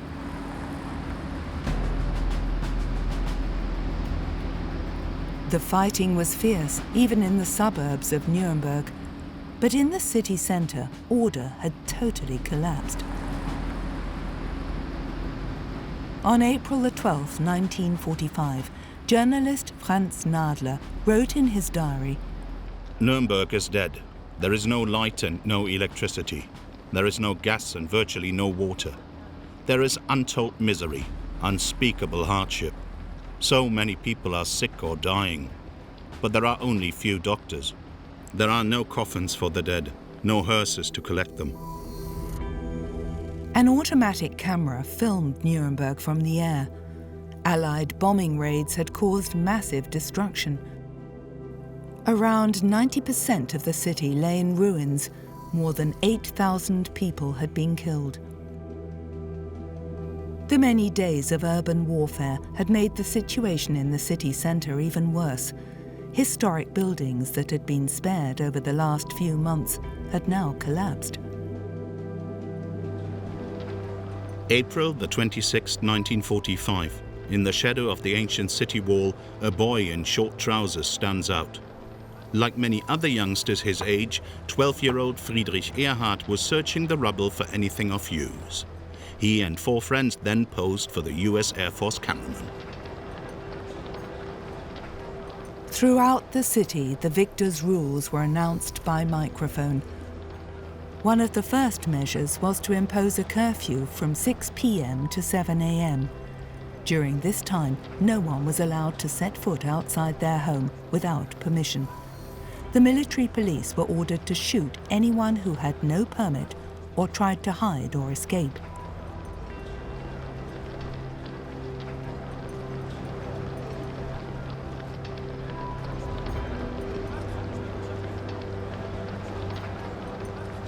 The US military journal Stars and Stripes stated quite plainly, "The Americans did not come to Germany to pat the hats of child murderers and to nurse SS criminals."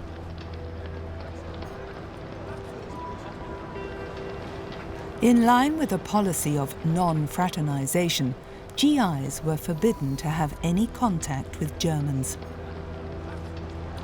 Nuremberg's infrastructure had collapsed completely. The daily fight for survival centered on the search for food and water. The Red Cross had set up a water point by the city wall. People formed an orderly line as they waited with their buckets.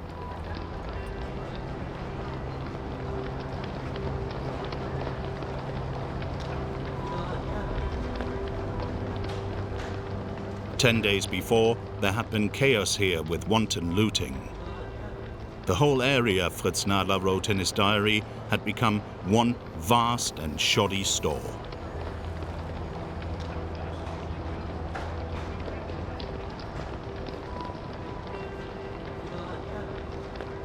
Those with nothing more than a minor wound could count themselves lucky. Only a few days ago, this Air Force soldier too had been a bitter enemy of the Americans. The camera team with Special Film Project 186 filmed the sites of the former Imperial City. Because of the danger from bombing raids, when war began, the 14th century beautiful fountain was bricked in.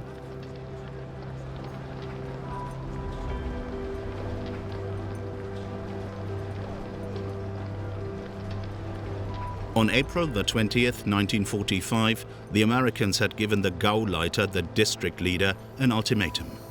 But the fanatical Nazi had no intention of capitulating on Hitler's 56th birthday. No surrender was his curt response. As a result, the slaughter in the streets of Nuremberg continued until the evening. In the end, the district leader was found dead. During the 5 days of urban warfare in Nuremberg, around 400 soldiers and members of the national militia were killed. 371 civilians also lost their lives.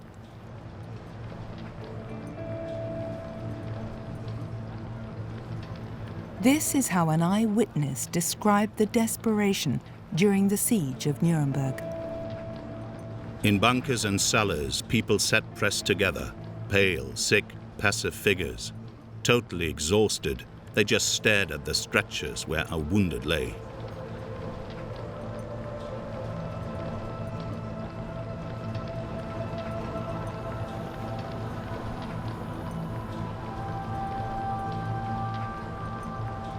Now people were looking to the future, along the lines of "let the past be." But the victors would not be so quick to forget the role that Nuremberg had once played for the Nazis. On April the 21st, 1945, the US Air Force camera team also filmed at the old Nazi rally site in Nuremberg. Here, where Adolf Hitler had once given his inflammatory speeches, GIs enjoyed the entertainment provided by jazz musicians and other artists.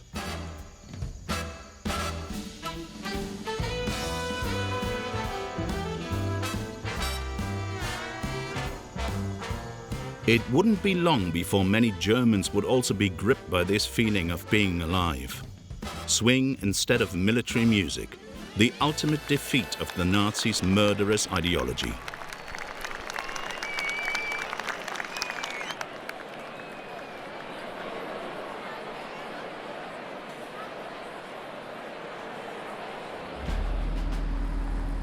On April the 27th, 1945, a camera team with Special Film Project 186 accompanied a reconnaissance unit on a trip through Franconia. The soldiers were looking for a suitable site for a new airfield for the US Air Force.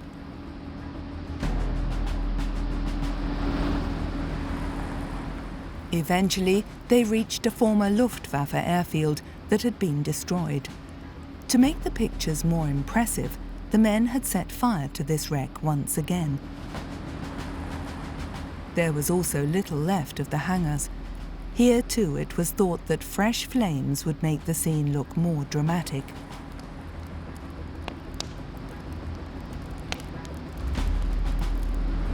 It is not known whether the reconnaissance unit finally chose this location as the site for a new US airfield.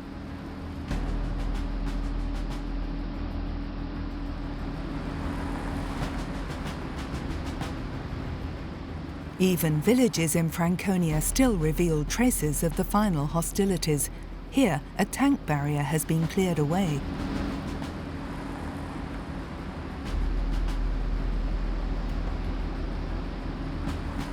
White flags as a sign of capitulation.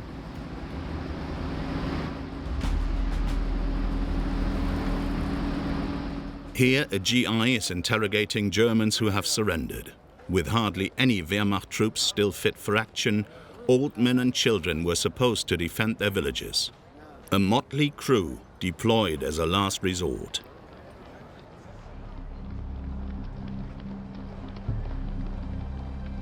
Even the chief of staff of the notorious SS Army Corps, which in the first 3 weeks of April had still put up fierce resistance in Franconia, admitted later that because of American military superiority and our total own exhaustion, we were scarcely in a position to offer serious resistance.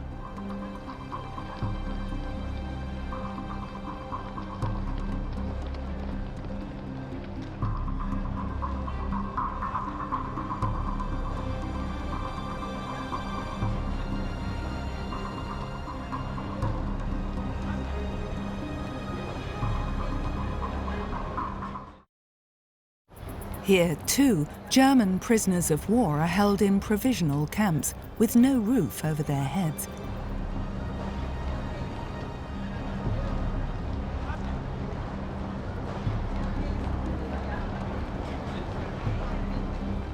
The cameraman's notes do not tell us why these men in civilian clothing were also interned. They had probably drawn suspicion to themselves or belonged to the Nazi Party. The Americans were still afraid of partisan activity by units in civilian dress. The werewolves, as they were known, who could mount attacks in the occupied areas.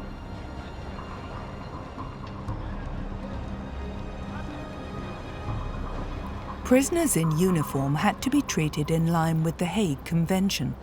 One of its stipulations was that prisoners of war be allowed to write to their families. But in the weeks and months that lay ahead, it would be impossible for the US military authorities to deliver letters in a totally devastated Germany.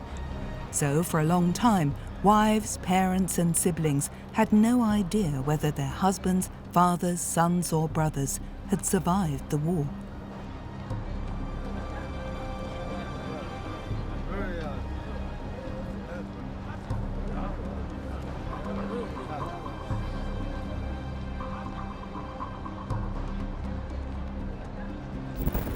In late April, a camera team with Special Film Project 186 reached the town of Plauen.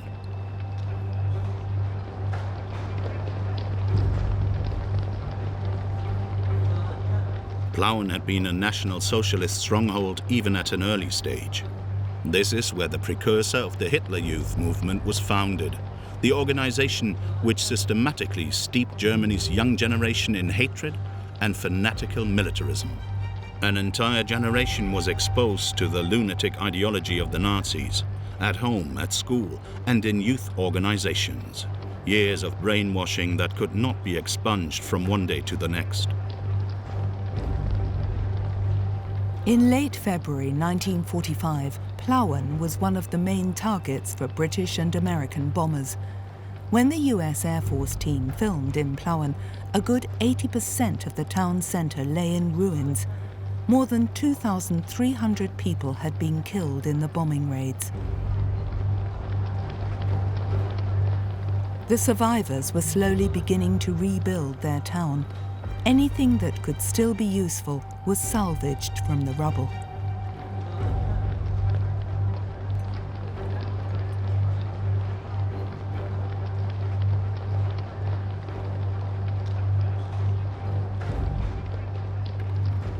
The cameraman took particular care to film the ruins of this building. All that has remained intact is a relief of the Iron Chancellor, Otto von Bismarck, who in the late 19th century had unified. At this point in time, unification seemed lost forever.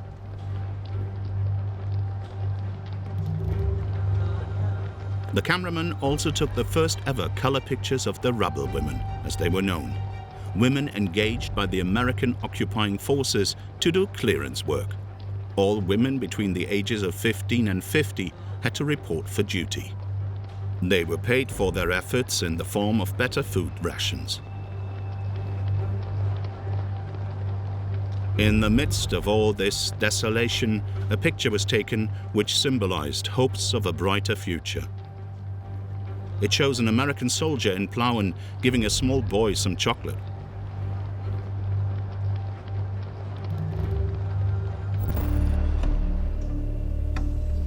In spring 1945, Germany was virtually defenseless against British and American bombing raids.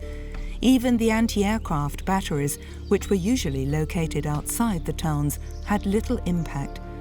In late April, a US Air Force cameraman filmed a flak emplacement somewhere in a part of Germany that was already occupied.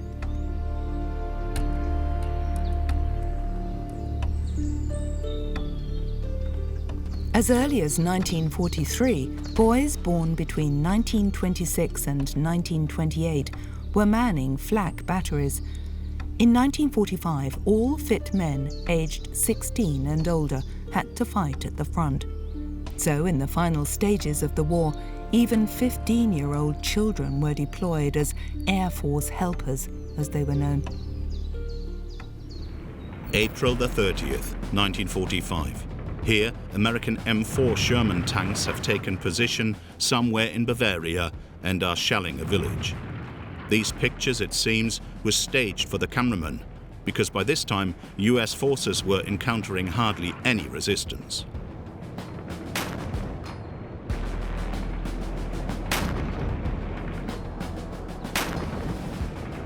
In all likelihood, the buildings on fire only served as practice targets.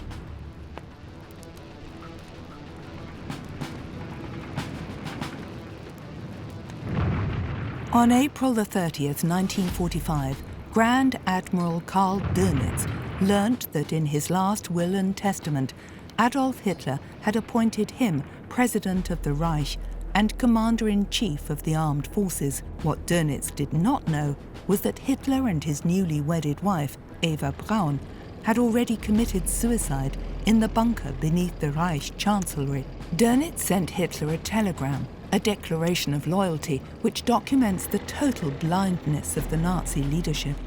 My Führer, my loyalty to you will be unconditional. I shall thus continue to make every attempt to relieve you in Berlin.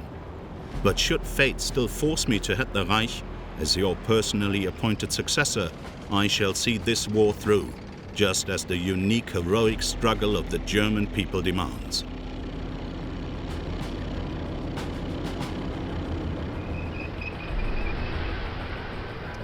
The American tanks could only progress slowly in difficult terrain. Their goal was the so-called Alpine fortress. General Eisenhower was still afraid that the enemy's political and military leadership had absconded to Upper Bavaria and was entrenched in the mountains. If the Germans were allowed to establish this fortress, they would possibly force us into a prolonged guerrilla war.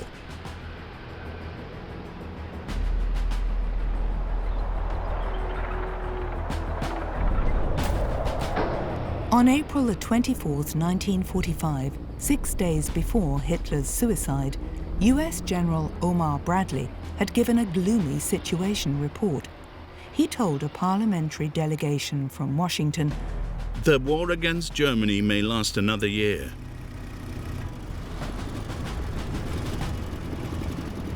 Time and again, the GIs had to clear tank barriers built by villagers.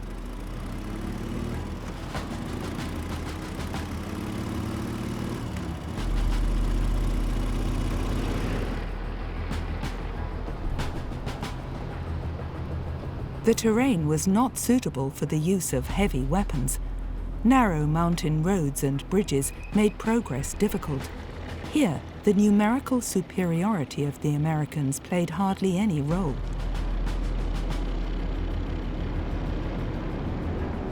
While the Red Army was conquering Berlin in bloody urban warfare, American elite troops were making their way along peaceful mountain roads and through idyllic Alpine villages in search of German bunkers and fortifications.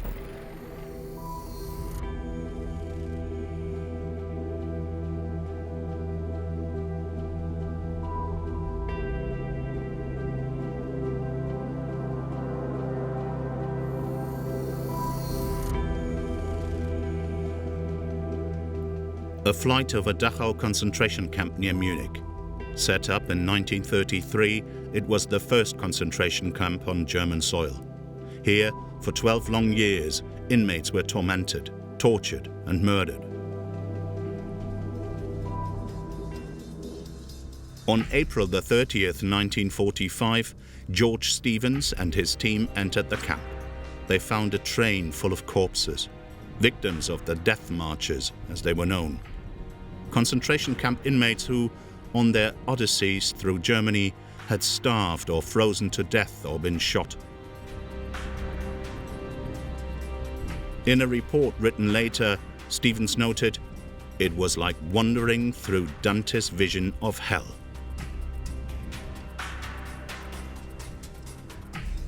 US troops had reached the concentration camp north of Munich the previous day and liberated over 30,000 prisoners. On April the 30th, 1945, one of the survivors, Edgar Kupfer-Kobowitz, wrote in his diary, "American soldiers come into the camp to look at us. A group of them were taken to a block. In the washroom lay the corpses of 50 inmates who had died of starvation or exhaustion. When one of the officers saw the bodies, it brought tears to his eyes. It is strange to think that a man who had been in a battle and seen so many corpses, an officer in the middle of a war, should weep at the sight of our dead. But I know that. I know what our dead look like. The sight is so shocking that even the tears of a warrior are understandable."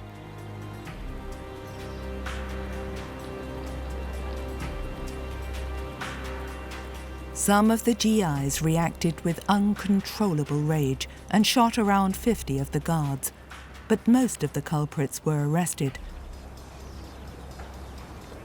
George Stevens' team filmed the SS tormentors, who now claimed that they were nothing more than insignificant underlings who had only been obeying orders. Just how afraid the inmates were is documented by an entry in the diary of Dutch resistance fighter Nico Rost. A day before the camp was liberated, Rost wrote, 6:30 a.m. The SS have raised a white flag. Are the Americans so close? Will the SS, who have remained, hand over the camp without a fight and kill us first? I don't even trust the SS's white flag. Why do they still threaten us with their machine guns? No, the SS will always be the SS until they are destroyed.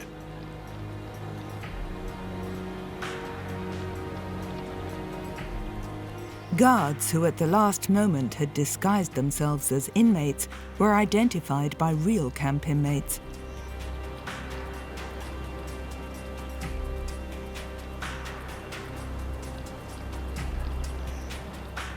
Members of the SS could also be identified by the tattoos on their arms, which indicated their blood group. This man really was an inmate. The number tattooed on his lower arm proves it.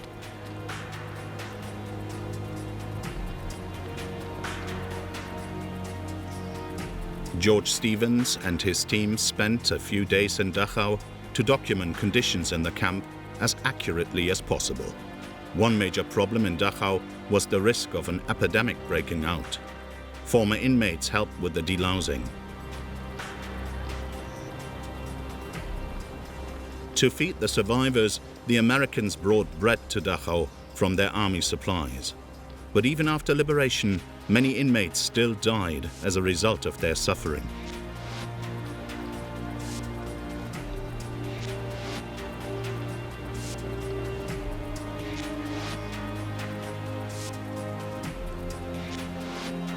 American journalist Martha Gellhorn was in Dachau when, on May 8, 1945, a Polish doctor told her that Germany had surrendered unconditionally. I was in Dachau when the German armies surrendered unconditionally to the Allies. We sat in that room, in that accursed cemetery prison, and no one had anything more to say. Still, Dachau seemed to me the most suitable place in Europe to hear the news of victory. For surely this war was made to abolish Dachau and all the other places like Dachau and everything that Dachau stood for, and to abolish it forever.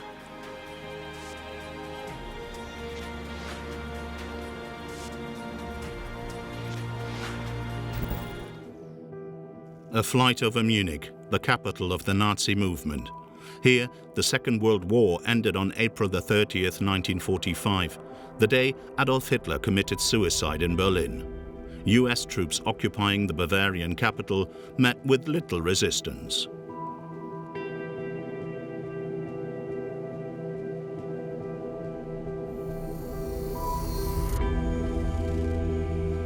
Munich too had suffered heavily from British and American bombing raids. A team with Special Film Project 186 used an automatic camera to gain an impression of the extent of the damage.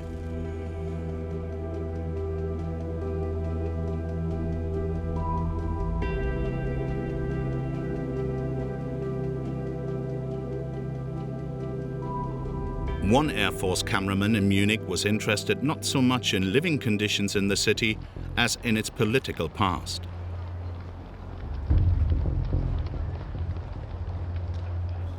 Before the war, Hitler had had grandiose parades staged on the Königsplatz.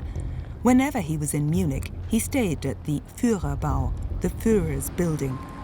Party bigwigs had tried to protect it with camouflage netting.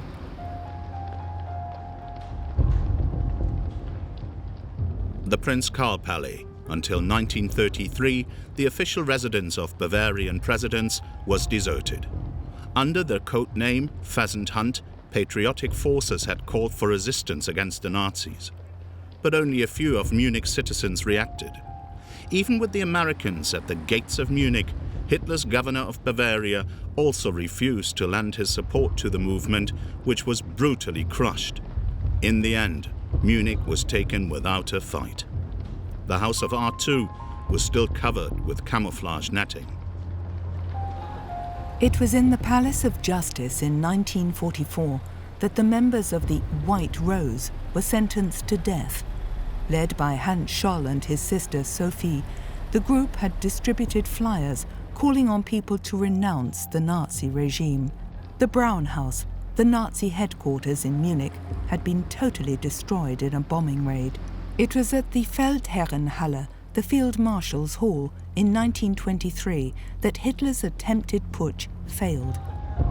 On May 2, 1945, the Germans learned that their Führer was dead. He had allegedly fallen in battle. Journalist Ruth Andreas Friedrich wrote in her diary, "Hitler is dead, and we all behave as if it did not concern us. Events had surged over him. The Third Reich has vanished, like some spectre. With the swastikas on his Nazi flags, Herr Hitler, too, has landed on the rubbish dump. Go to hell, Führer and Reich Chancellor. Tempi passati, you don't interest us anymore." In negotiations with the Americans, Munich's Cardinal, Michael Faulhaber, tried to improve living conditions for the city's inhabitants. Looting was still a daily occurrence. But the occupying forces quickly put an end to the chaos. Here too, people were glad that the war was finally over.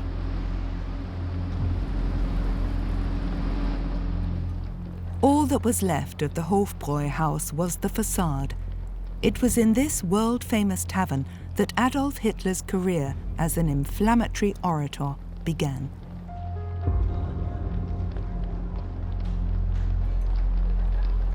GIs on guard at the Bürgerbräukeller.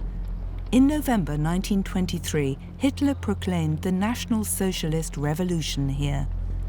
Now the historic beer hall was being used by the US Army as a canteen. While the cameraman with Special Film Project 186 was filming in Munich, George Stevens also arrived in the city. The Red Cross was using the Maximilianeum as a military hospital. In 1949, Bavaria's democratically elected state parliament would move in here.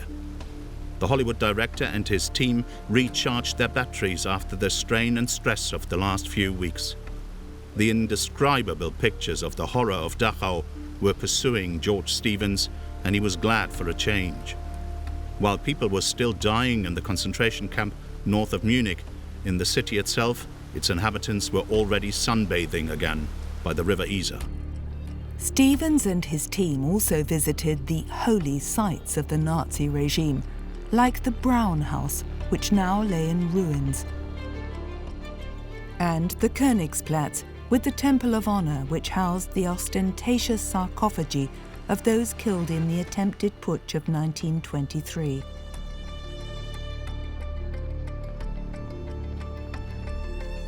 Stevens did not know that Georg Elser, who had once tried to kill Hitler with a bomb in the Bürgerbräukeller, was murdered shortly before Dachau was liberated.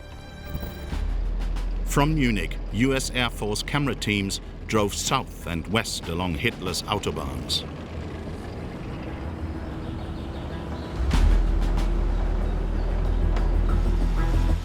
Near Augsburg, a cameraman discovered strange-looking aircraft on the edge of the autobahn.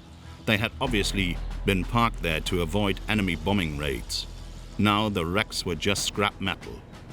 But as wonder weapons, these Me-262s had been expected to change the course of the war.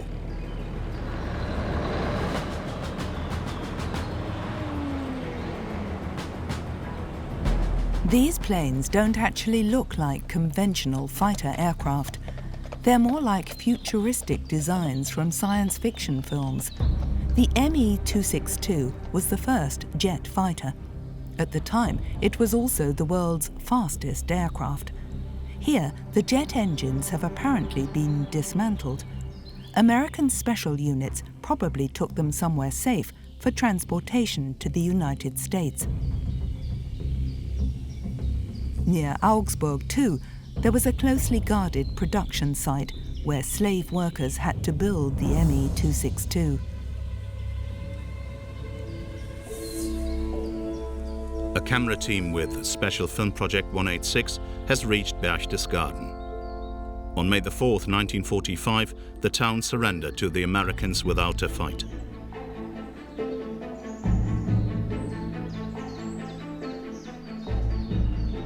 In a flyer addressed to its citizens, District Chief Executive Theodor Jakob had expressed the hope that our women and children and our beloved homeland will thus be spared grave misfortune.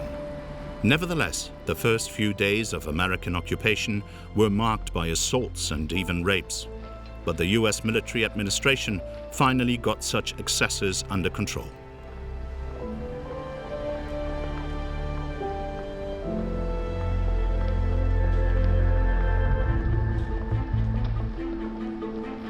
Berchtesgaden wasn't just any town in the Third Reich. Located close by was the Obersalzberg, Hitler's mountain retreat, which was clouded in secrecy. Now the complex was just an expanse of rubble. Because in the early morning of April the 25th, 1945, the restricted zone for the Führer got an unwelcome visit. British bombers devastated the area to prevent it serving the dictator and his entourage as a final retreat.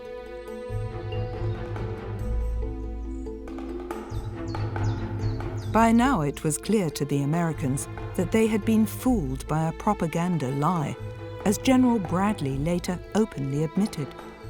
The Alpine fortress took on such an exaggerated form that I wonder how we could be so stupid as to believe it.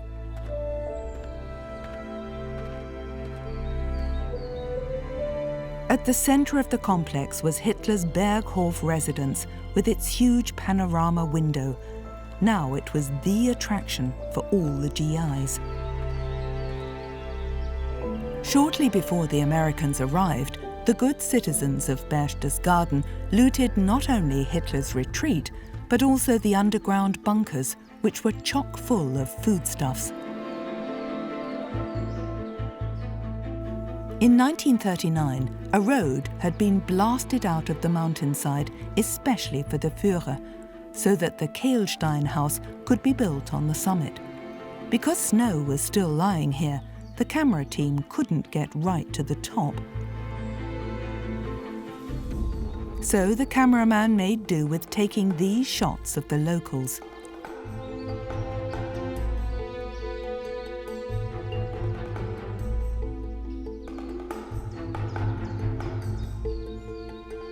It wasn't only Hitler who enjoyed a domicile on the Obersalzberg. Other important Nazis also had their own villas here. Near Berchtesgaden, American troops discovered an abandoned freight train fully laden with art treasures. The valuable sculptures, paintings and tapestries had all belonged to Hermann Göring. Hitler's second in command had greedily snatched up works of art from all over Europe and kept them at his estate near Berlin.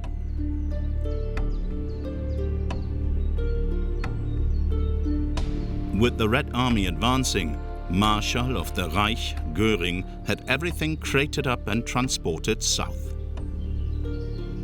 But he could no longer take delivery of his art collection because on April the 23rd, 1945, Hitler had removed Göring from all his offices and had him placed under arrest.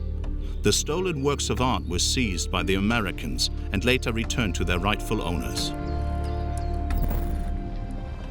On May the 5th, 1945, a camera team with Special Film Project 186 reached Linz. By now, the Wehrmacht had capitulated here too.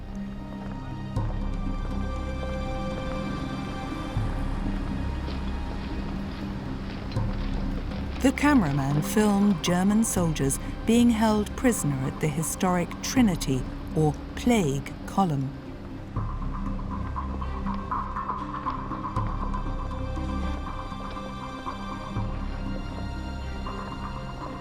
In Linz, too, the spectre of Nazism had vanished as if nothing had ever happened. But German and Austrian soldiers, who for 6 years had enthusiastically followed Hitler on his criminal path, were now bearing the consequences.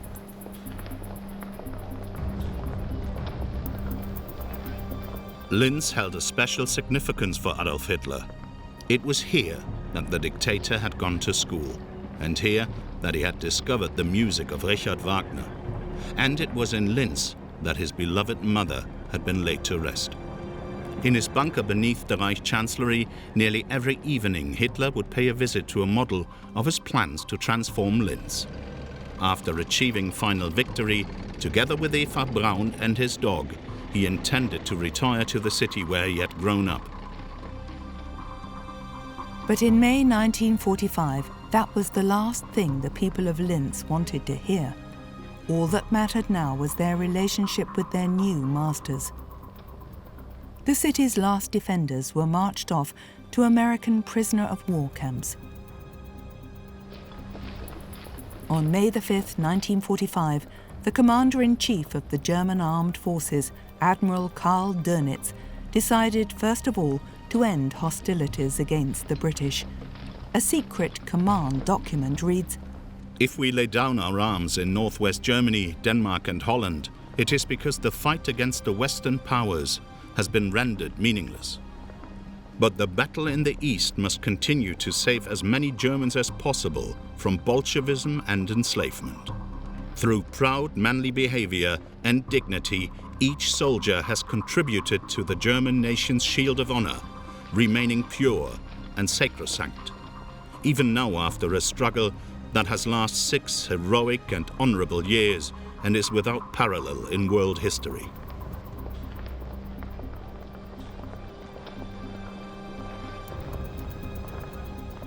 Naturally, no mention was made of the countless crimes which soldiers of the Wehrmacht had committed or been complicit in. This cynical attitude, tantamount to historical amnesia, clearly corresponded to the attitude of most German soldiers. On May the 5th, a German soldier who was supposed to fight against the Red Army near Görlitz wrote in his diary, "In the West, there is already a ceasefire. The end is near. The most bizarre rumors are doing the rounds. They say that the Americans will release our prisoners and rearm them in order to drive the Bolsheviks out of Germany, because our homeland must be liberated. Some of us still hope for a new offensive, but most of the troops want it to end.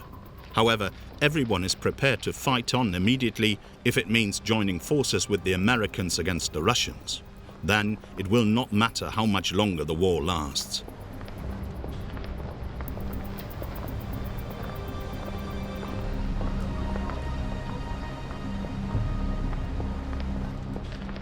Somewhere outside Linz, the German prisoners of war encounter units of Vlasov's army.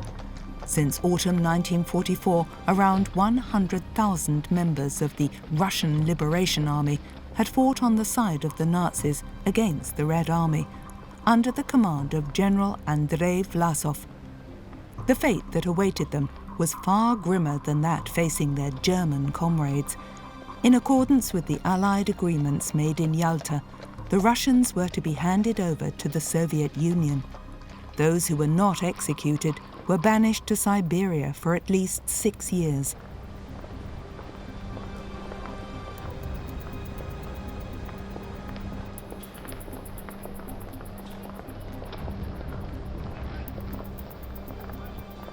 On the evening of May the 5th, 1945, author Erich Kästner noted in his diary, "Depression is turning into irritability.